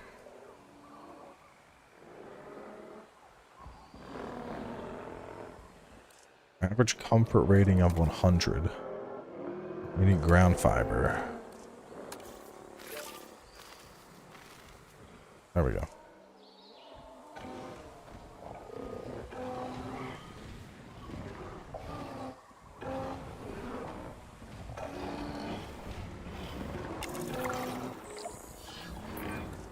Okay, now we need to check our Maiasaura's breeding potential and compatibility. So I understand, you have ways of assessing their breeding capabilities, their fertility. Oh, yes. There are chemical markers, but honestly, you can tell everything you need to just by observing the dinosaurs closely enough. Interesting. Select dinosaurs in the dinosaur breeding view to can check you the tell with compatibility humans, with too? other dinosaurs. I know you're in charge here, but do I actually have to answer that? No. No, you do not. There's something to do. So I select you. Now, eventually you do plan These to are all have average breeding chances. in your Average. Okay. breeding program, right?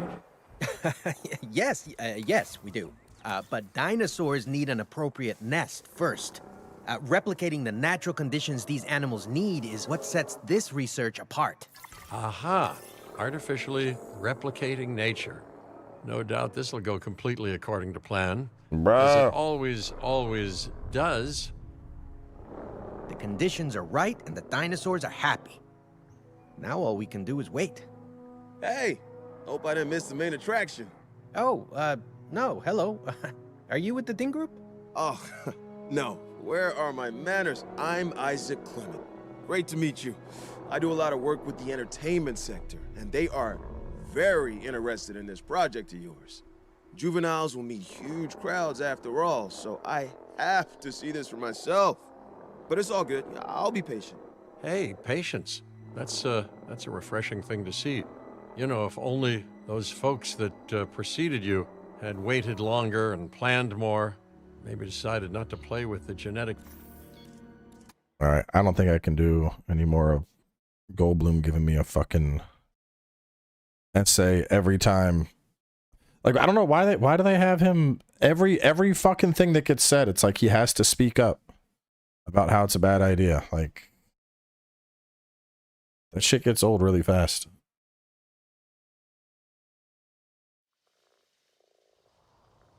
Now, here's a fucking game. This is what I'm talking about. This is indie game of the year right here, baby. All right, we're gonna do this. Yeah. Yeah, let's go.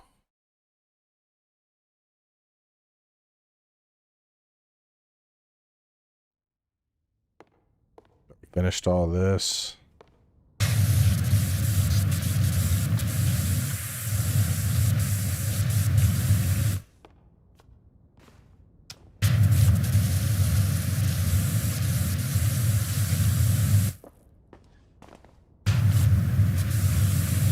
All right, I want to say this one was way better, like the farther I stood back.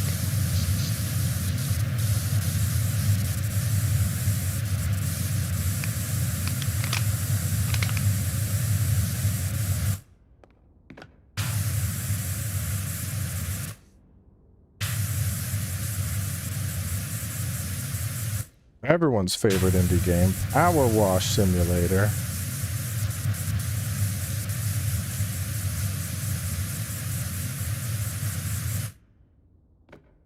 No more Jeff Goldblum, just the sweet sound of psh.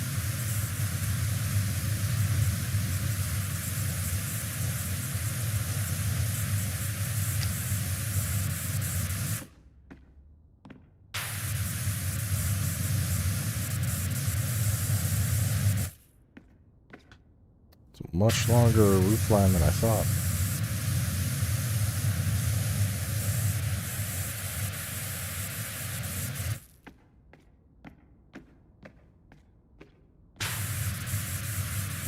What is it, cat?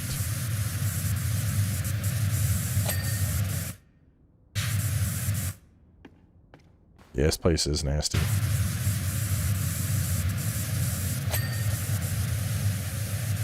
I always think the prices in these things are fucking funny, because, like, bro, this is a $3,000 job. This whole dirty ass roller rink. My guy is only getting paid $3 grand. That's crazy. You look at Bobby. I guess he painted that when I wasn't paying attention. What a little shit. Fucking Bobby, bro. Oh my god. That's so funny, dude. Oh man.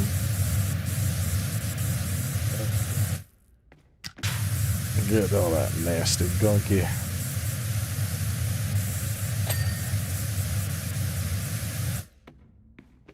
I might have to hold up. Let me get a screenshot of that. I want to send it to him. Fucking Bob, dude. Jesus. Oh, hang on, I didn't get a good screenshot. There we go. What's up, buddy? That's why the shark eats all the food. I'm gonna play that game. Okay, well, why not? Can you tell mommy to add it for you? The mommy don't know. I bet she could figure it out if she tried, though. Go tell her to try, and if not, Daddy will be done in a bit, okay? All right, let me see. Where's the game? The first that game was on, and that's a new game. All right, what game do you want? The one that was like the sharky eats all the food. That game. The one that I had on here the other day? Yeah.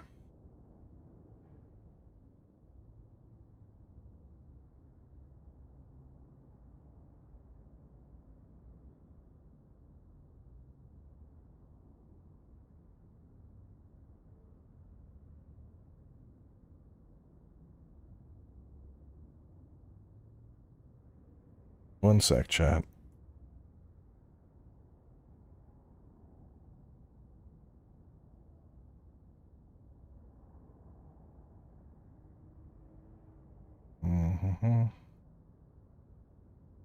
Where is it?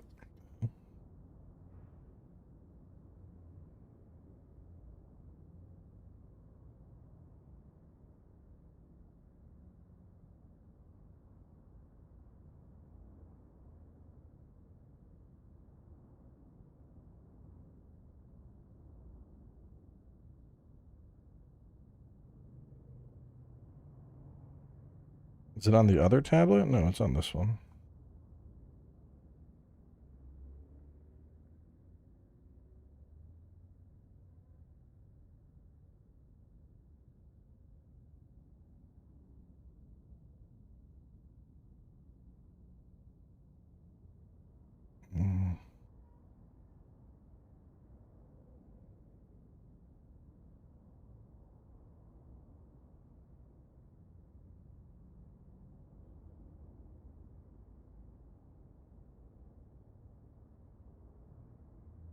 I don't know what happened. It looks like it wasn't on here. Here, you gotta wait for that to finish. That's installing it.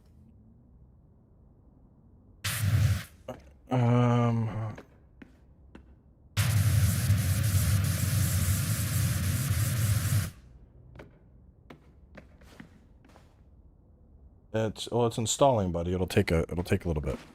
It'll be done. Just go downstairs and give it like 5 minutes, okay?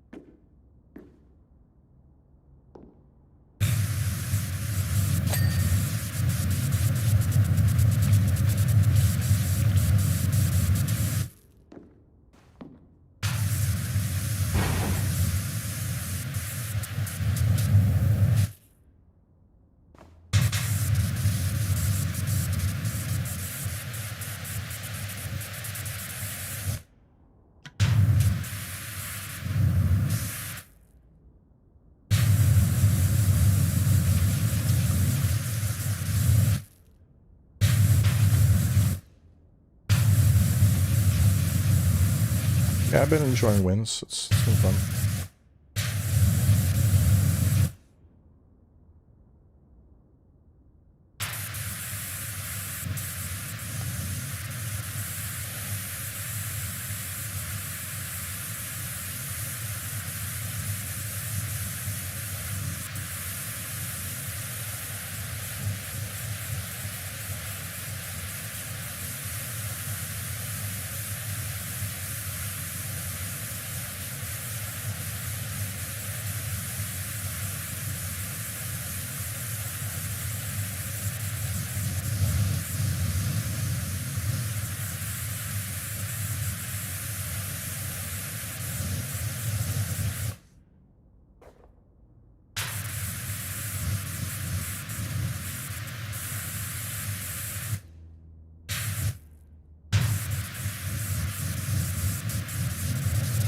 Kind of getting lost here. I gotta focus on just the stuff I can't hit from below. Because everything else I can...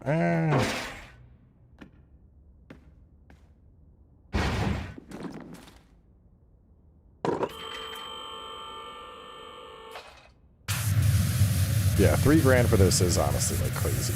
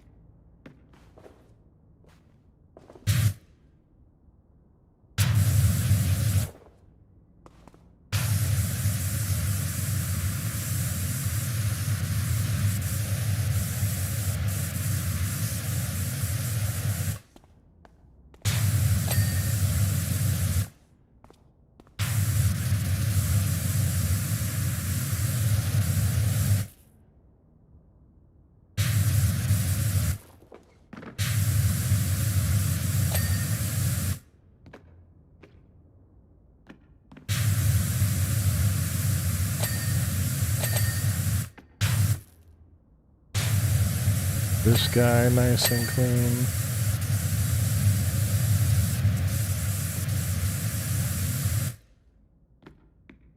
Okay, okay.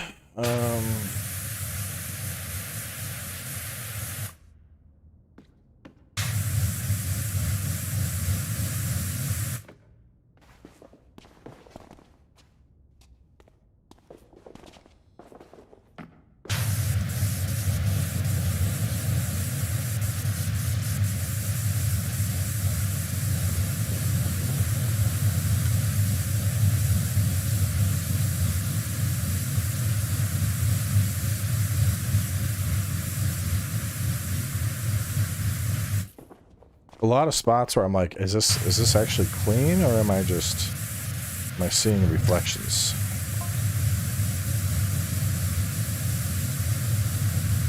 Yeah, the sooner I'm done with this roof, the better, because there's a lot of spots where I can't quite tell if it's getting clean or if it's just a reflection that's hitting it.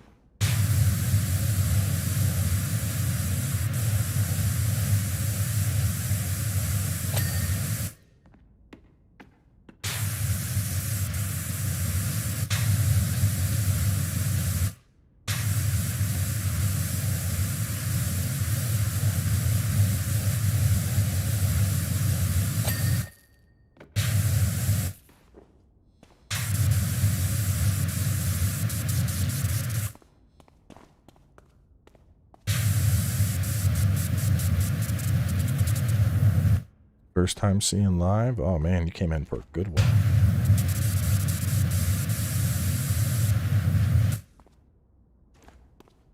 There are very few games that can compare to the greatness. PowerWash Simulator.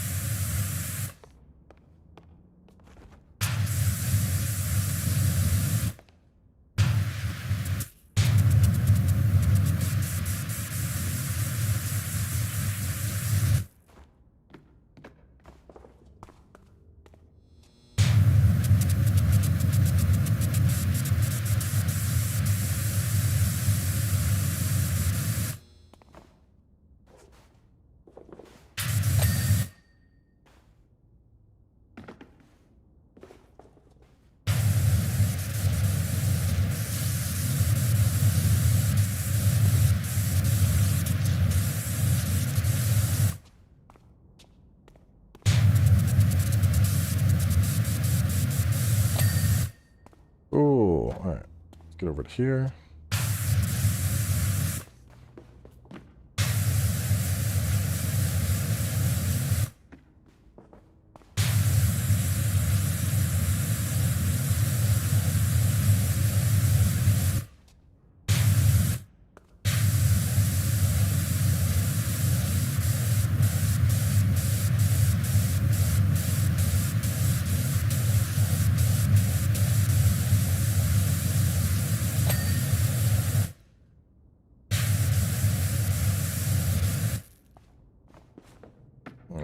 All right.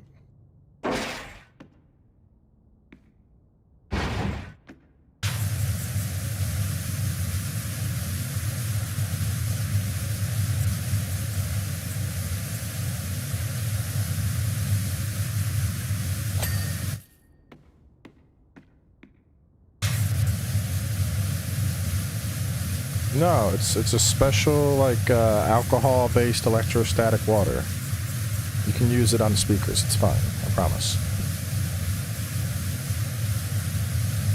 They do actually have that shit, you know, because you can do I think it's called a hot cleaning, like with stuff like servers that like can't go down and shit. People will come out and they basically do like a low pressure power wash, and it uses a like a liquid that's safe to shoot the electronics with. So you'll see people like washing fucking server bays and live wires and everything else with this stuff. Cool. I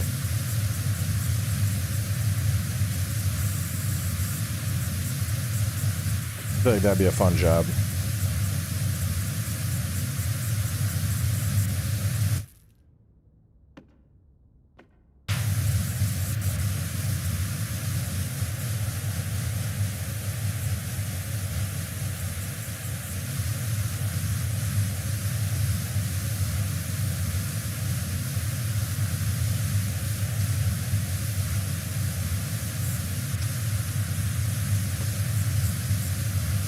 If you use pure water, I mean 99% you could. It's the minerals in water that transmits to electronics.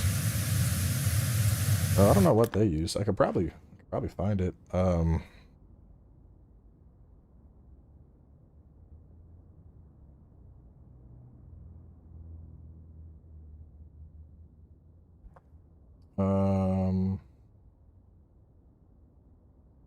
we go. What? I wonder what kind of liquid.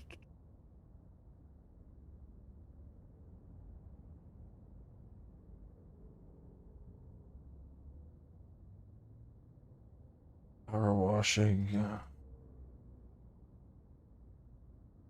is used. Let's try this. For power washing electronics, specialized non-conductive solvents like dielectric cleaners or high purity isopropyl alcohol are used instead of water to prevent damage and corrosion. These liquids are designed to clean away manufacturing residue, oil, and other contaminants without leaving collective residue. They're often applied in high pressure or vapor systems suitable for energized electronics.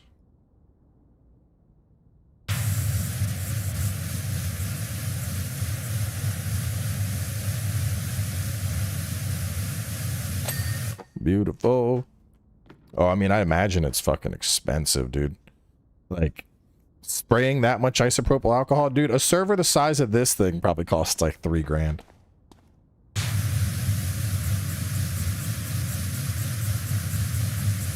But especially for something that's like a dedicated server, you know, like I don't think Amazon can just be like, okay, we're going to turn off the internet for half the world real fast while we clean our servers.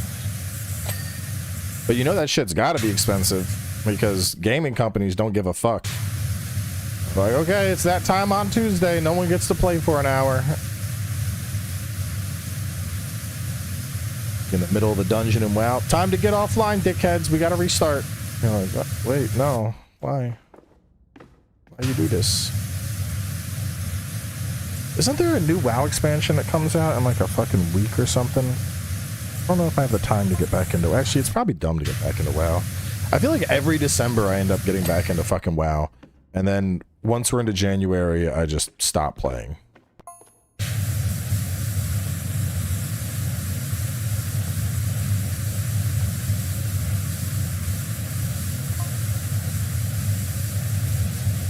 And every fucking December. Well, last time it was like all of fall because the game came out. So I did all of September, October. I was going pretty hard on it. I would say I'm happy that I can like enjoy WoW now and then just be like, okay, time to walk away. Like I was fucking, dude, I was there was a time where I was straight up like addicted to World of Warcraft. Like I was always on WoW. And to be fair, I'd gotten laid off, but I remember it was like fresh out of college. Got my first big boy job and then they basically like shut down the whole fucking team. They were just like, yeah, we decided this isn't profitable anymore. Fired a bunch of us. I just bought a car. I was like, what the fuck? And like I regularly played WoW with friends and I constantly had to apply for unemployment.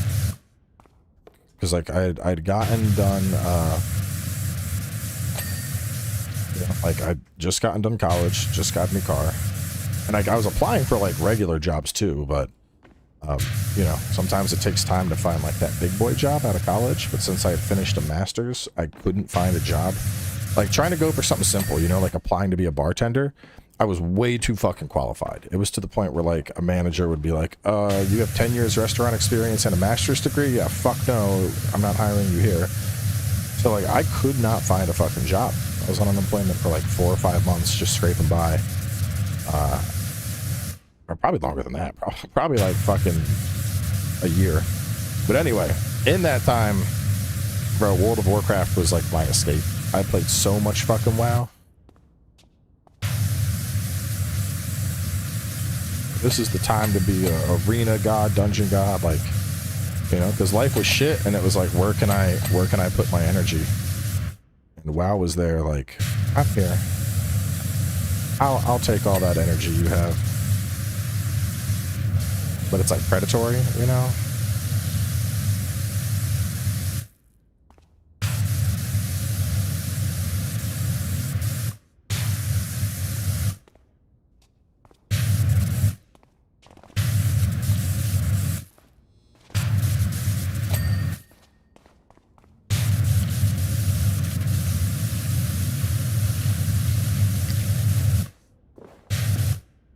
Made our first job right after DOAC came out. It was also right after 9/11, so unemployment payments were all I did from yeah. It's crazy when you get those blocks where you're just like, I have no job, I have nothing I need to worry about. The only thing I am doing is playing this game.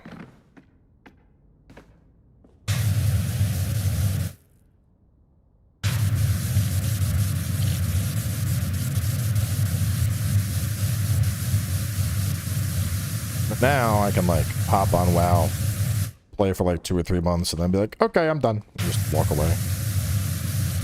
It's a very, very different energy, but it's one I'm very grateful. That's how I can approach the game now. I feel like in general I do a pretty good job of like managing vices like that. The one thing I really want to do is I want to get back to quit smoking. But I think I'm going to try and go like the medicated route. See how that goes, as long as it doesn't make me go crazy. I've heard some like horror stories with that stuff, but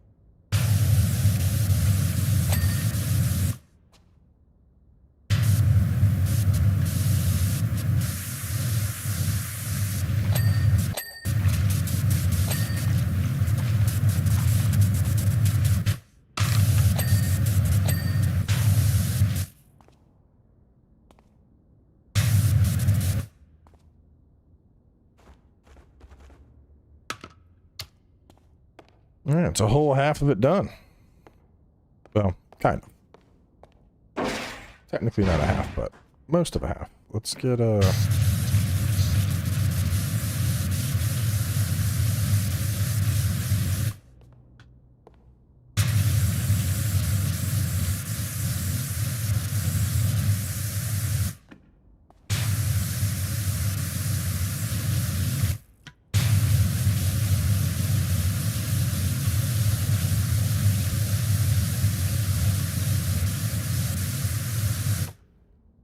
yeah, I was thinking about going the gum route. But my concern with the gum route is I feel like I'll get used to that. Then I'm just trading one source of nicotine for the other. Like, 'cause it's not the, you know, it's not like, oh, I don't want to vape anymore. It's more I want to stop because I don't want to do it around the kids. Because my little's already like, oh, when I get older, can I use the Smoky? And I'm like, oh, you don't want to fucking use the Smoky. Smoke. So why do you use the Smoky? Because it's called addiction, son.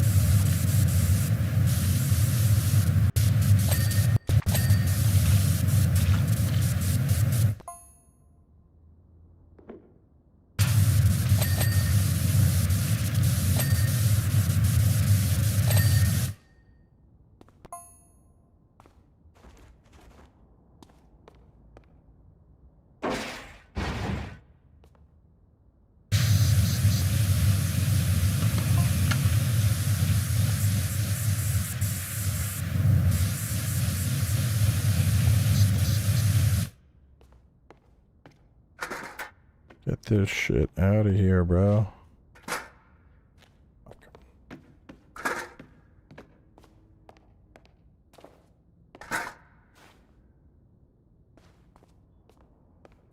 Actually, let's save that for last. We're almost done.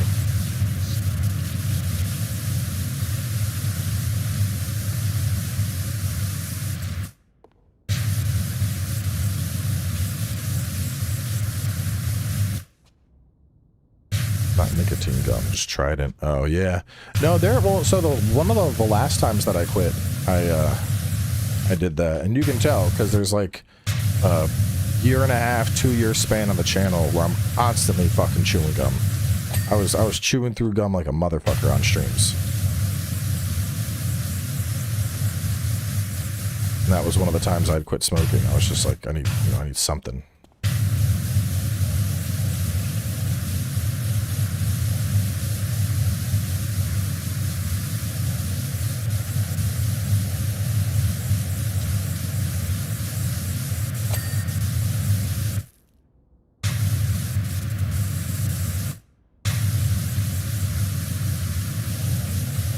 Especially with vapes, like, you know, when my dad's smoking, it's easy to be like, oh, grandpa's stinky, he smells bad, and, you know, my kid associates the cigarette with the bad smell.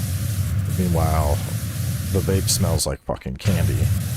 It's like, all right, how do we break this connection here? Which, I mean, it's not really a concern, you know, like, he's fucking 5. It's not like he's gonna be like hunting down where he can buy fucking vapes. And I'd like to think that by the time he was at the age where he could potentially do that, I could probably just have the conversation with him and explain why he doesn't want to do that. But, you know,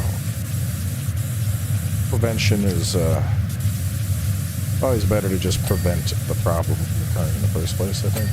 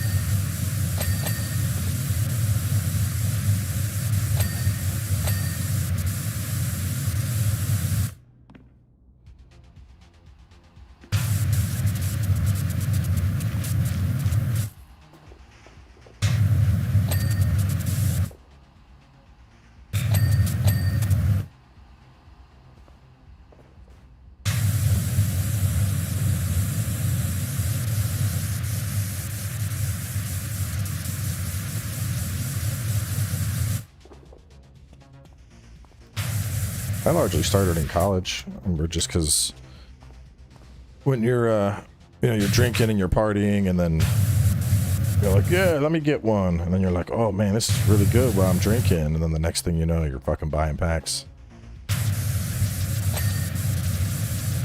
But I don't think drinking is as common in, like, reading a bunch of things about how, like, even, like, Gen Z, like, in terms of, like, alcohol usage, it's, like, dramatically lower than millennials and other prior generations, so you would hope, less drinking also means less people who are like, I need to smoke because I'm drunk.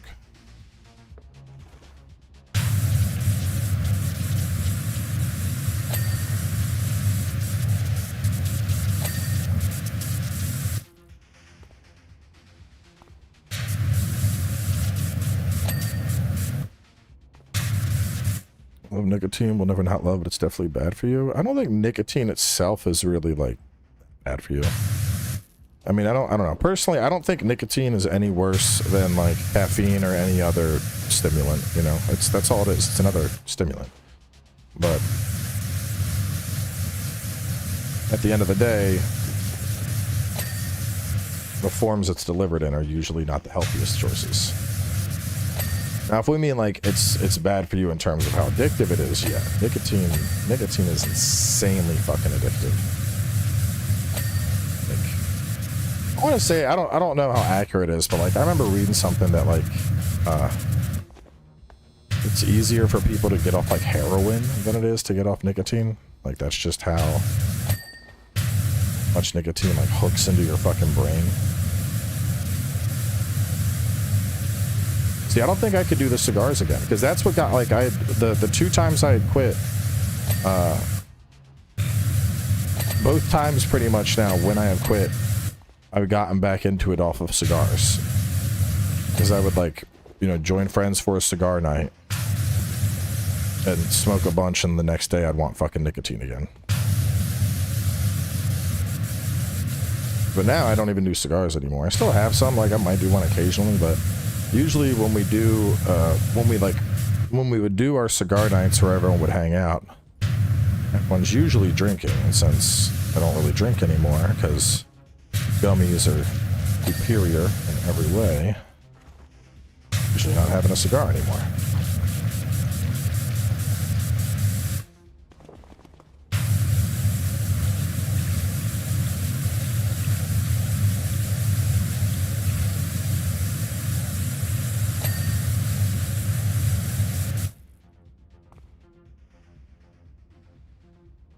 Small amount. Yeah, I don't think that works, bro. I've never heard I'm just gonna have my single nicotine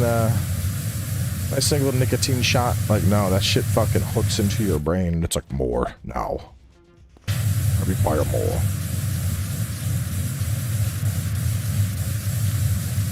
Also, I tried the very first time I tried quitting, I tried the patch, and that was interesting. Like, I don't know. For me, at least, the patch, it felt like it was drip feeding me just enough nicotine where I didn't want to like rip everyone's head off. But I was on the fucking border, man. I felt like I was right on the line, right on the fucking cusp between like I'm chill and I want to murder this motherfucker, which I would quantify as not enough.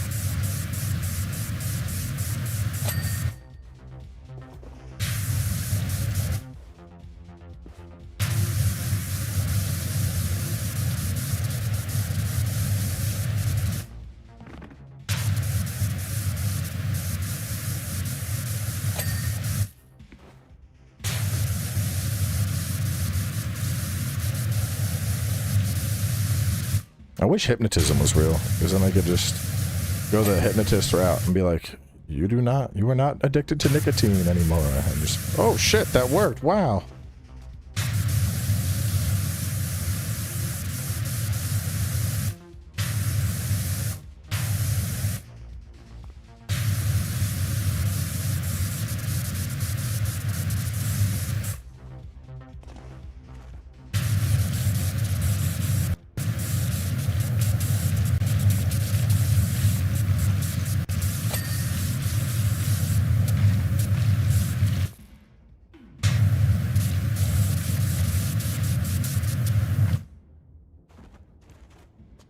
Chat ever caused you to vape more?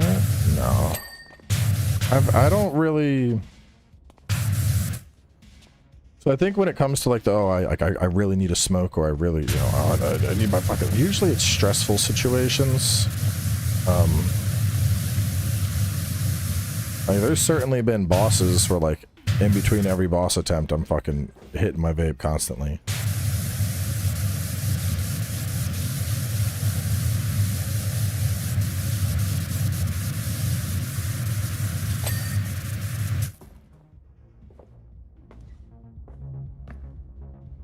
Or there's a book you can read, and after reading it, if you want to quit. Oh, no. I don't, but that sounds pseudoscience-y to me. Is the book just going to tell me how bad it is? Like, I already know that. You read the book and you say, Mr. Bigglesworth, I don't want to be addicted, and then at night Mr. Bigglesworth fucking visits you and you're not addicted anymore.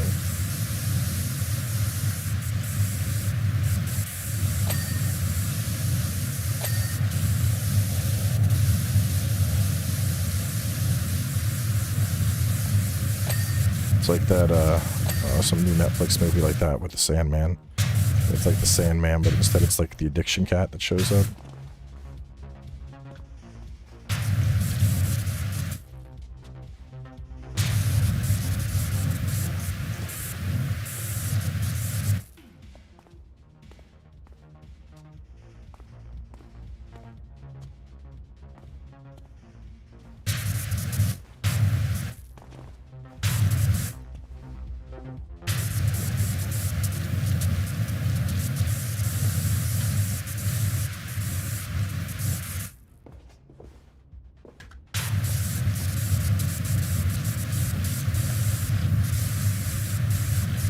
I don't know why, but that just made me think of the like puppet characters in The Boys.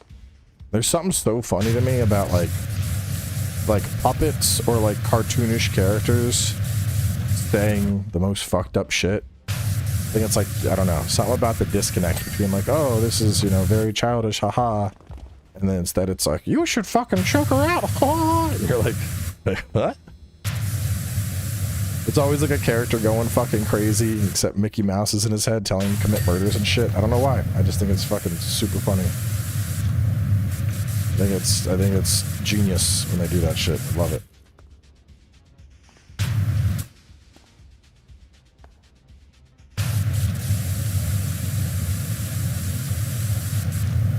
Nicotine doesn't make you feel good? I would disagree with that. I would absolutely disagree with that. Bro, are you kidding me?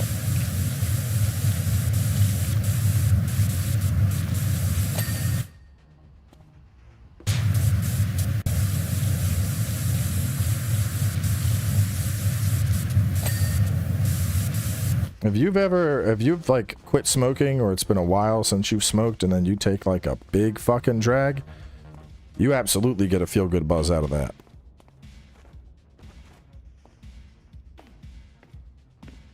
Review of the new season of Witcher? I haven't seen it. Marijuana is healthier than nicotine. They're also not comparable at all, so that's a stupid fucking comment to make.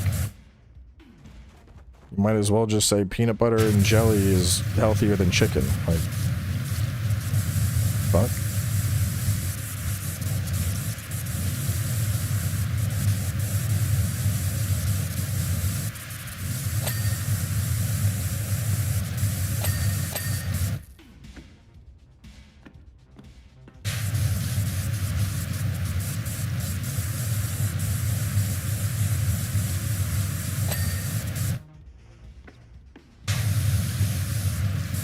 I tried pouches, Nora. That shit just made my fucking inside of my lips burn. Just not really a fan of that. Boom,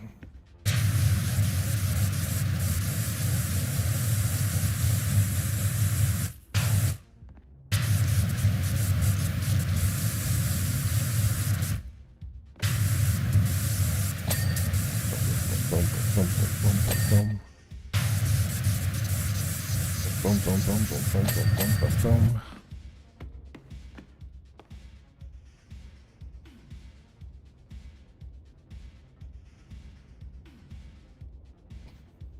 Fucking Bobby. Yeah, I mean, I like the idea of pouches, but just felt like my lip was going out numb. My buddy's like, you get used to that. I'm like, I don't think I want to get used to that.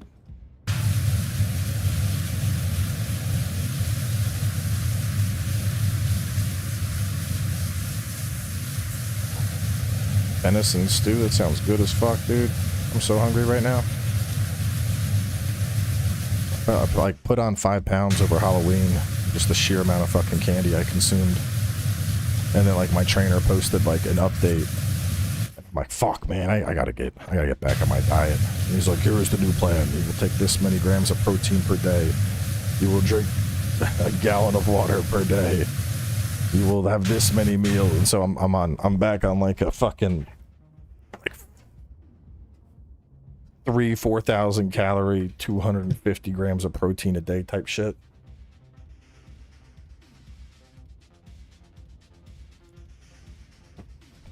Why do I think Dragon's Dogma 2 is a masterpiece? Because it has some of the coolest fucking emergent gaming I have ever seen.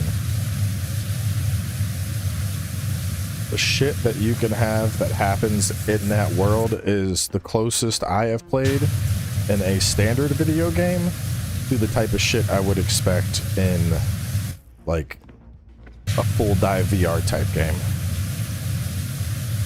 You're fighting a fucking Cyclops and then you throw a thing at a barrier, flood it on out. At one point I was fighting a fucking griffin, climbed on its back, it tried to take off to retreat, it carried me halfway across the map to its nest. Like shit like that is so fucking cool. That fires off all the fantasy protons in my brain.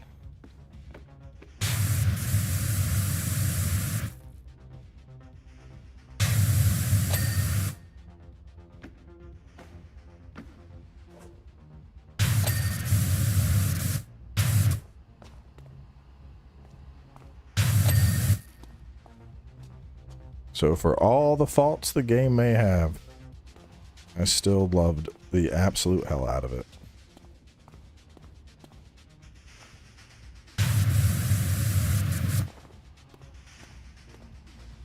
It's not even good. Yo, there's some.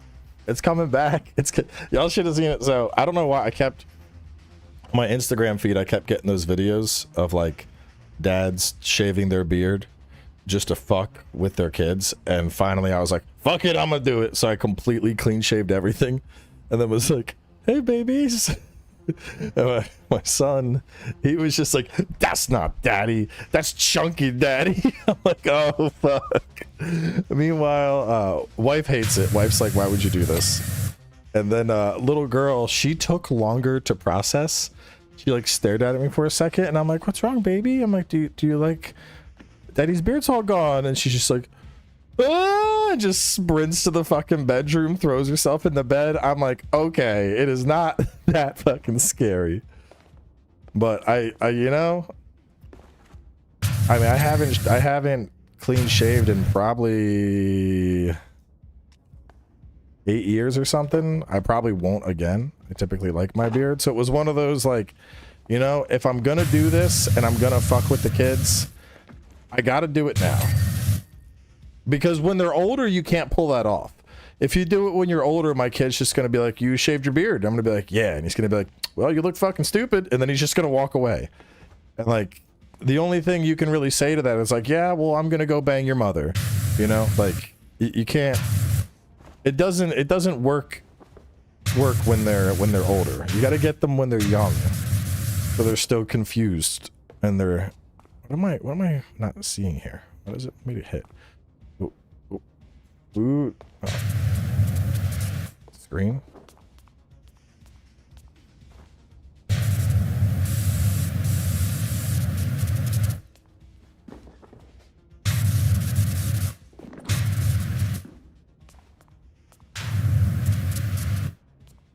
What the fuck? What part of this is not clean? Is it underneath it? I mean, I shaved it on Monday and it's already back to like, I don't know, almost a 1/4 inch. So it is gonna be back fast. My beard just fucking, it grows so goddamn fast. Oh, it's the seating booth frame. That. There we go.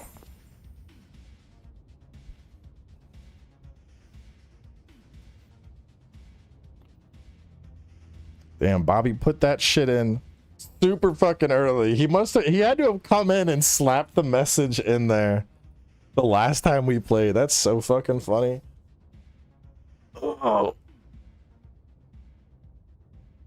Oh, a little tractor. That's easy. Easy job. Easy job. I love Dragon's Dogma 2. I think it needs it does need like a bitter black type DLC. Like, cause that's I'd say the two biggest flaws of the game. One, oh, hang on, I wanted to, hold up. Let me sell this real quick.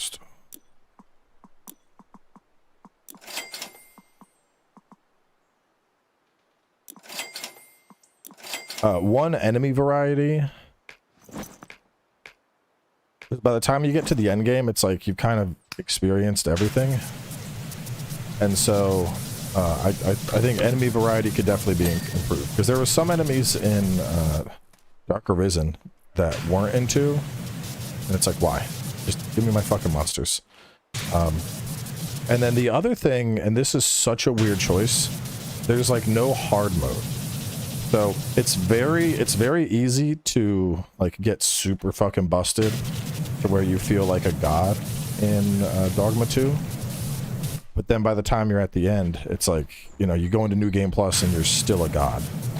And like, it's fun for a little bit, but like too much of being a god and you're kind of like, all right, I think I'm over my godhood. I want there to be a challenge here. But on PC, at least, there's obviously tons of different mods that can help out with that.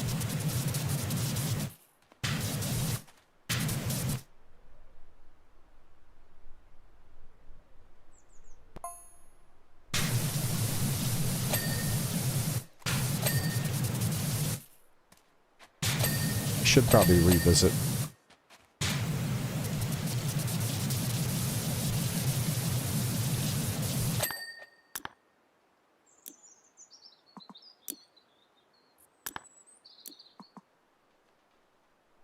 My pawn got dragon death and nuked a city. It's so fucking funny.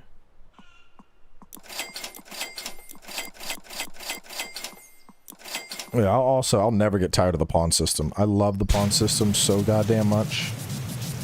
Because like usually when I'm playing like an MMO or something, I really like pet classes. Just, I don't know, the idea of like, I'm out here fighting and this is my buddy that's fighting with me. Like, something about that is just super fucking appealing to me. And the pawn system, I mean, it's like you get 3 pets, basically. And then the fact that they're created from other people, that's just fucking super cool. Like, I wish more games had a pawn system. Lords of the Fallen? I mean, for the next game, probably. I don't have any immediate desire to go back and replay everything that I already played, though. You know, it's like they haven't really changed that much. Like, yes, you can play the game differently, but like, you know, if you've beat all the bosses, if you've killed all the enemies,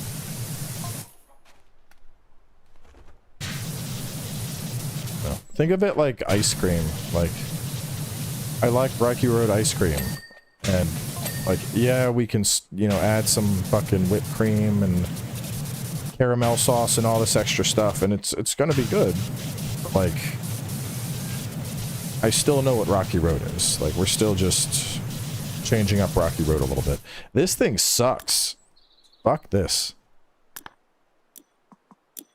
You suck ass. Sell. Now give me back my, yeah, give me back this guy. Give me back the super sprayer. That's not even fucking needed. I need, boom.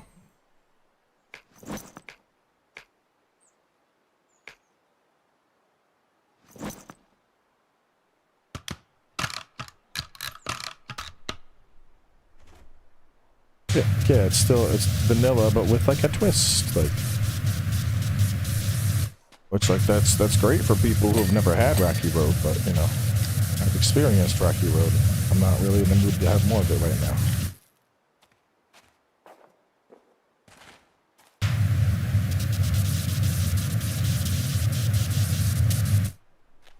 I mean, it's the same with most Souls games. Like, usually there are very few Souls-likes I'll go back to. Like, Lies of P had a DLC, I went back.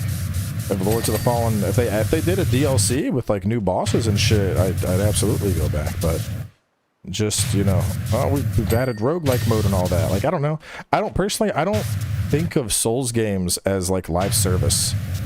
And as time's gone on and development has continued, it almost feels like it's like they want Lords of the Fallen to be that.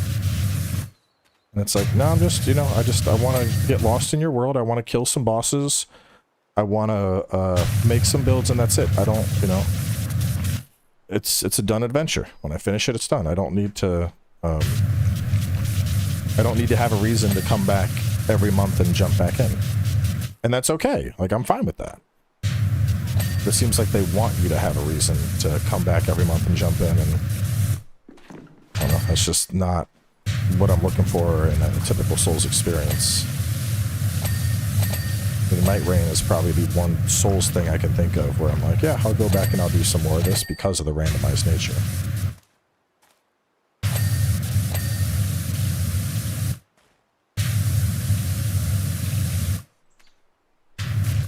And even then, I think Night Rain has, outside of the DLC that we're waiting for, I think Night Rain has kind of run its course for me, just because we've gotten to a point where, you know, we've done all those. Fought all the bosses and all the combinations. And it needs more to satisfy my roguelike cravings.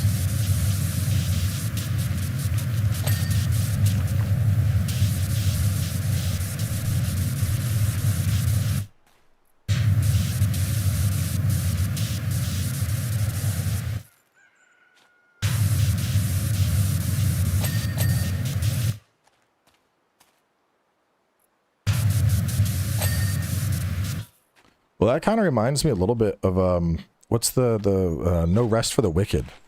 Like, really cool concept, and like I liked what I played back the last time I played it, but like I think the goal long term is for you to constantly come back and continue activities in that world. And I mean, I don't know, I just don't think that model works that well with those style of games, you know? Like, I think the return and do content, it works in something like Monster Hunter, where I'm like, oh, cool. Yeah, new monsters or special events. I think it works in action RPGs like Path or Diablo. Like, oh, cool, we got new unique set bonuses that are gonna change the way I fight a little bit. But from like a game perspective, I don't know. It feels weird seeing that model with like a Souls-like, and I think it's because to me, I think one of my favorite parts of Souls games is just getting lost in them. Like, that's why at launch I like Lords of the Fallen more than Lies of P. Because like Lords of the Fallen, you can absolutely get fucking lost in that game and be like, where the fuck? Like, do I go this way? Like, bro, you would take a turn and all of a sudden you're in a completely different fucking zone. And I'm like, yes, this is the Souls experience that I like. This is what I want. Whereas Lies of P was obviously a lot more linear.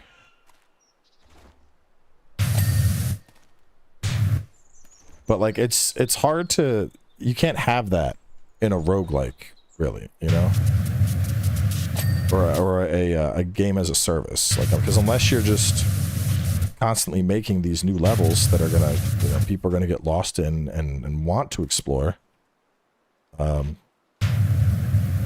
you can't replicate that unless it's like, you know, a full-on expansion. Like, I don't think there's a good way to roguelike that element of exploration.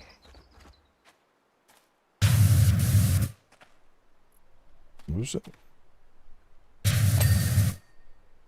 Cab sign.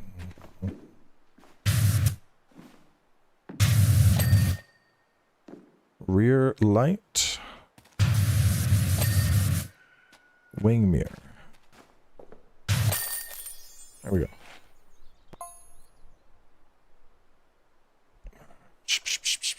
What do we got? Temple interior. Let's take a look at it. I'm probably gonna wrap up in a second here, but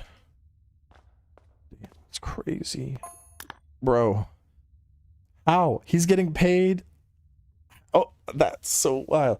Bro is making basically half of what he made to do the fucking disco rink. That's insane, bro.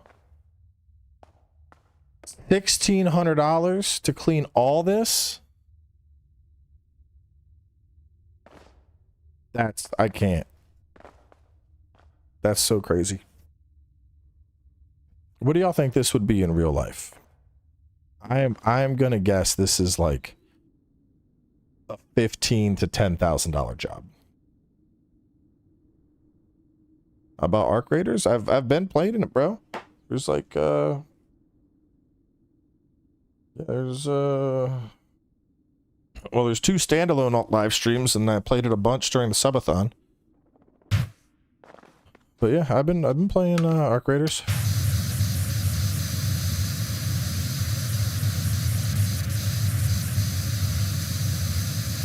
If you're not, I would join the Discord, because the Discord has a list of playlists and it has proper notifications. So like, you go into the Discord server, you could go there's a channel just called Content Announcements. You could go there, Control F, Arc Raider, and it pulls up the 2 Arc Raider live streams. And then, I mean, the subathon, you'd have to just dig through them. There was a lot of subathon stuff.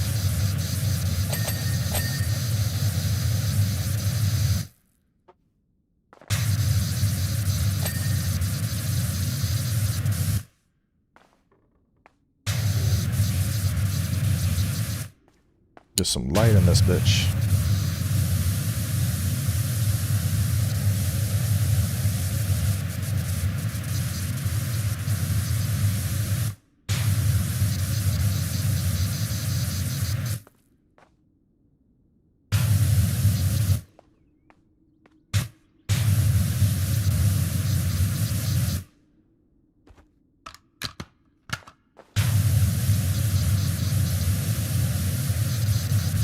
Let's see. I was gonna wrap up like right at the 3-hour mark for dinner. That gets me right at 5 o'clock. Let's see. We're gonna do some power speed washing.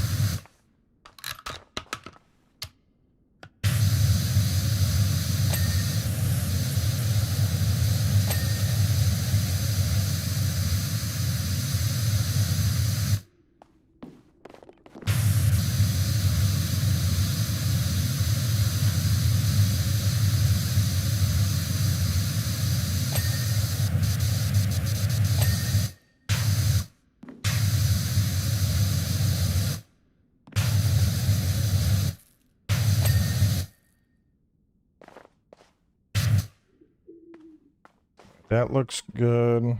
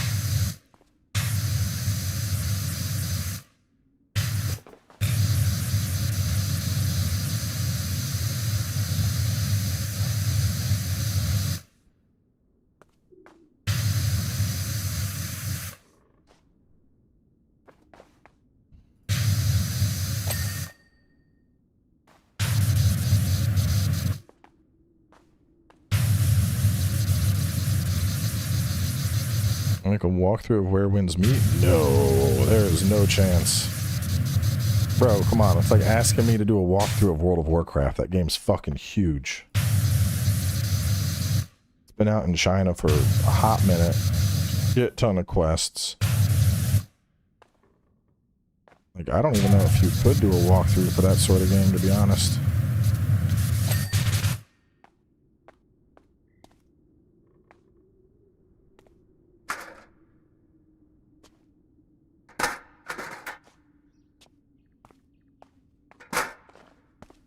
Is there...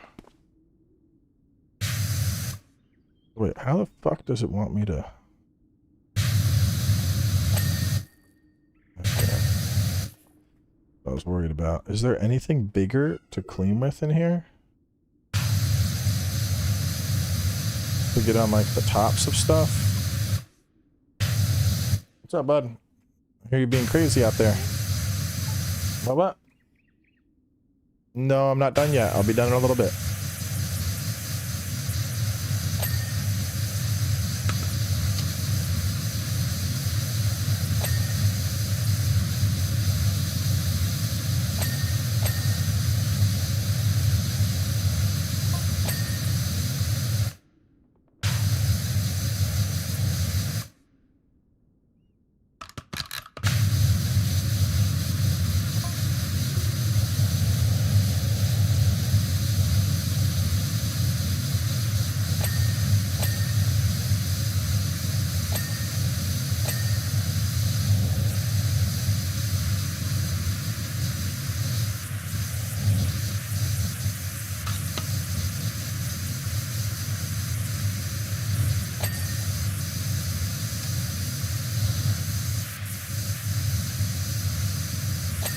Jesus Christ, look at this thing go.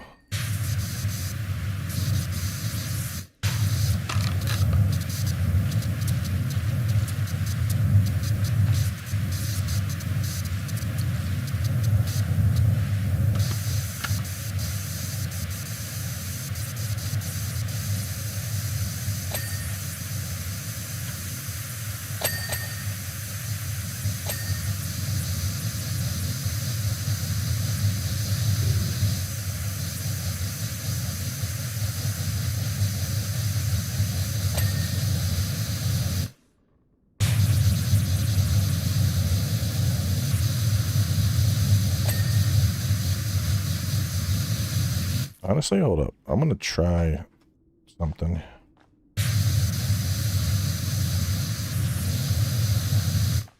Instead of like finishing, I'm just gonna do like a big fucking broad sweep of everything. And then try to finish the level out with like the queue cleaning technique.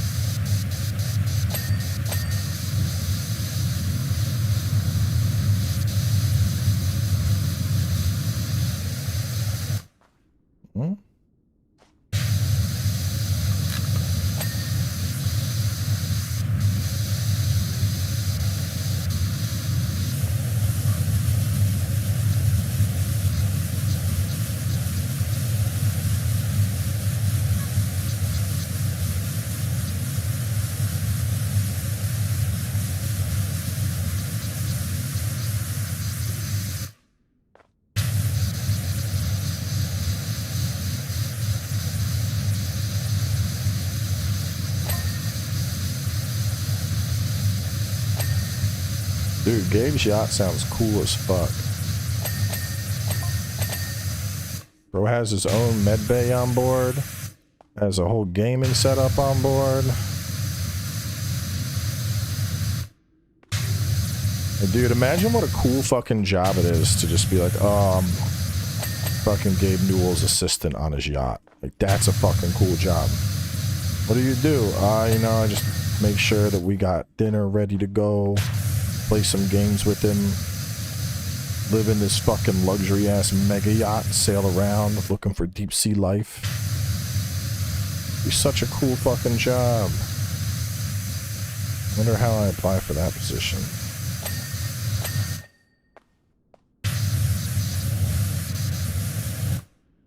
This fucking filthy forest gotta go.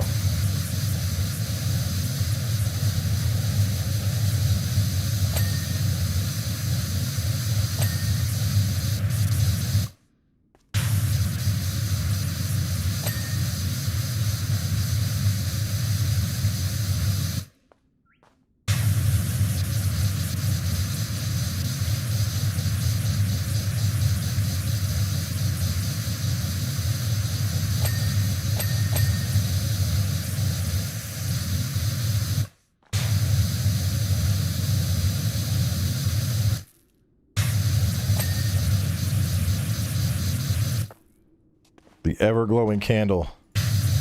Even power washers can't distinguish them.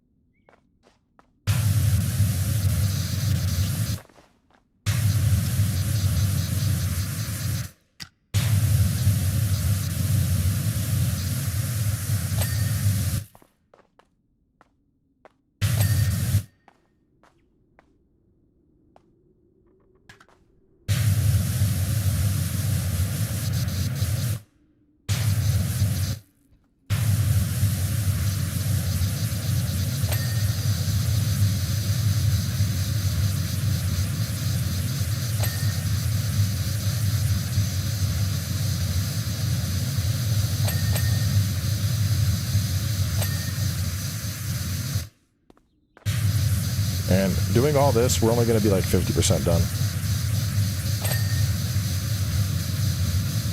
I wish the meter was more module, because like we are clearly more than 50% done. But like, you know, it's the little cleanups that I gotta hit, and you don't get percentage for something, I'm pretty sure, until it's been like completely cleaned. So like something like this that has like a little tick on it somewhere, that still qualifies as dirty, and we don't get a percentage. You know, it's not like total progress of cleaning.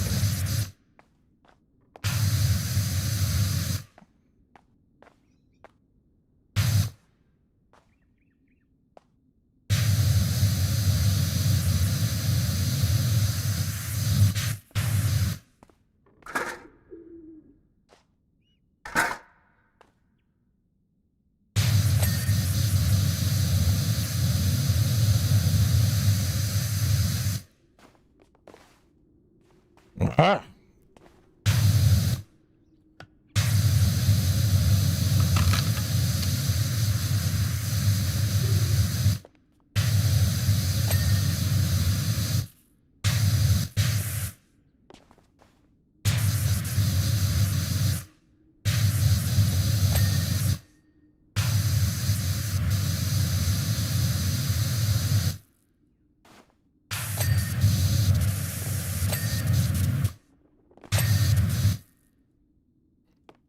It is interesting how it's like, oh, no, no, no. It does seem like it's like trying to target stuff for me now. It's like, oh, hey, you're actually almost done. Let's just get these couple things here, and that 50 will turn into 100 in a couple seconds.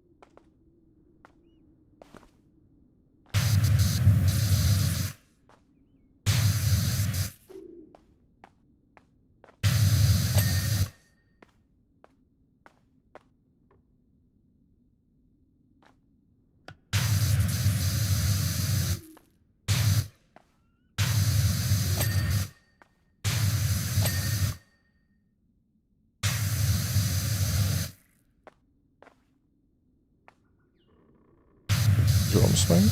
I mean, I still do Souls-likes. Why is it gotta be one or the other? You don't play multiple games?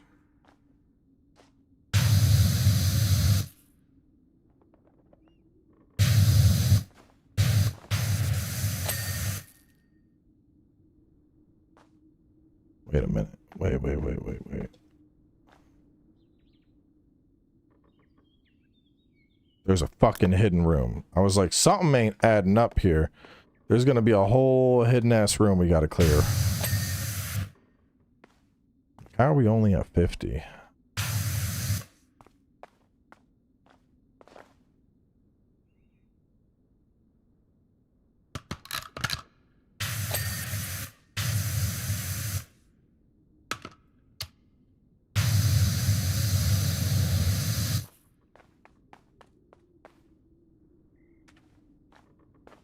I know I'm being defined by Souls-likes.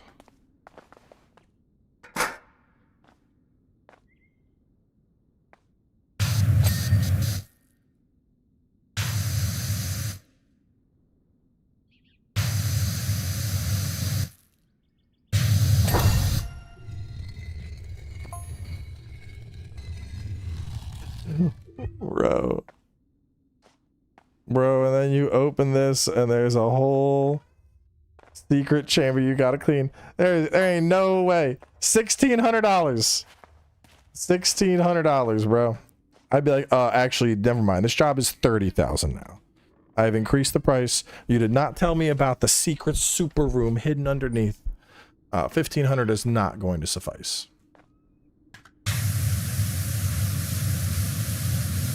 That's crazy.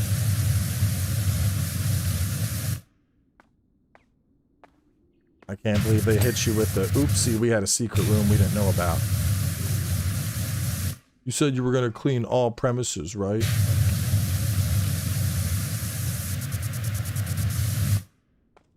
We're going to get the stairs, and then we're going to wrap up, because I do got to go. My kid's like, why are we not playing games yet, Father? And I'm like, okay, all right, we're going to play games.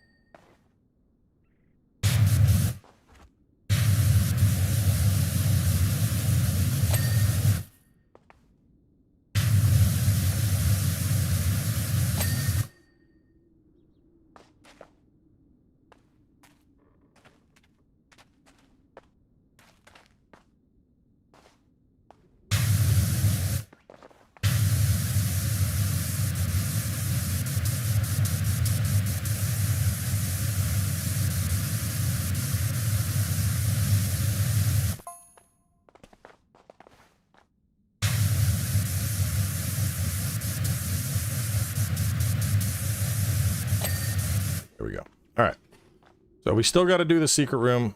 We're going to wrap up here. I'm going to go do some family time.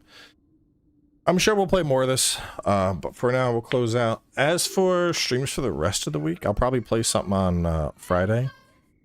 But otherwise, I'm probably going to be...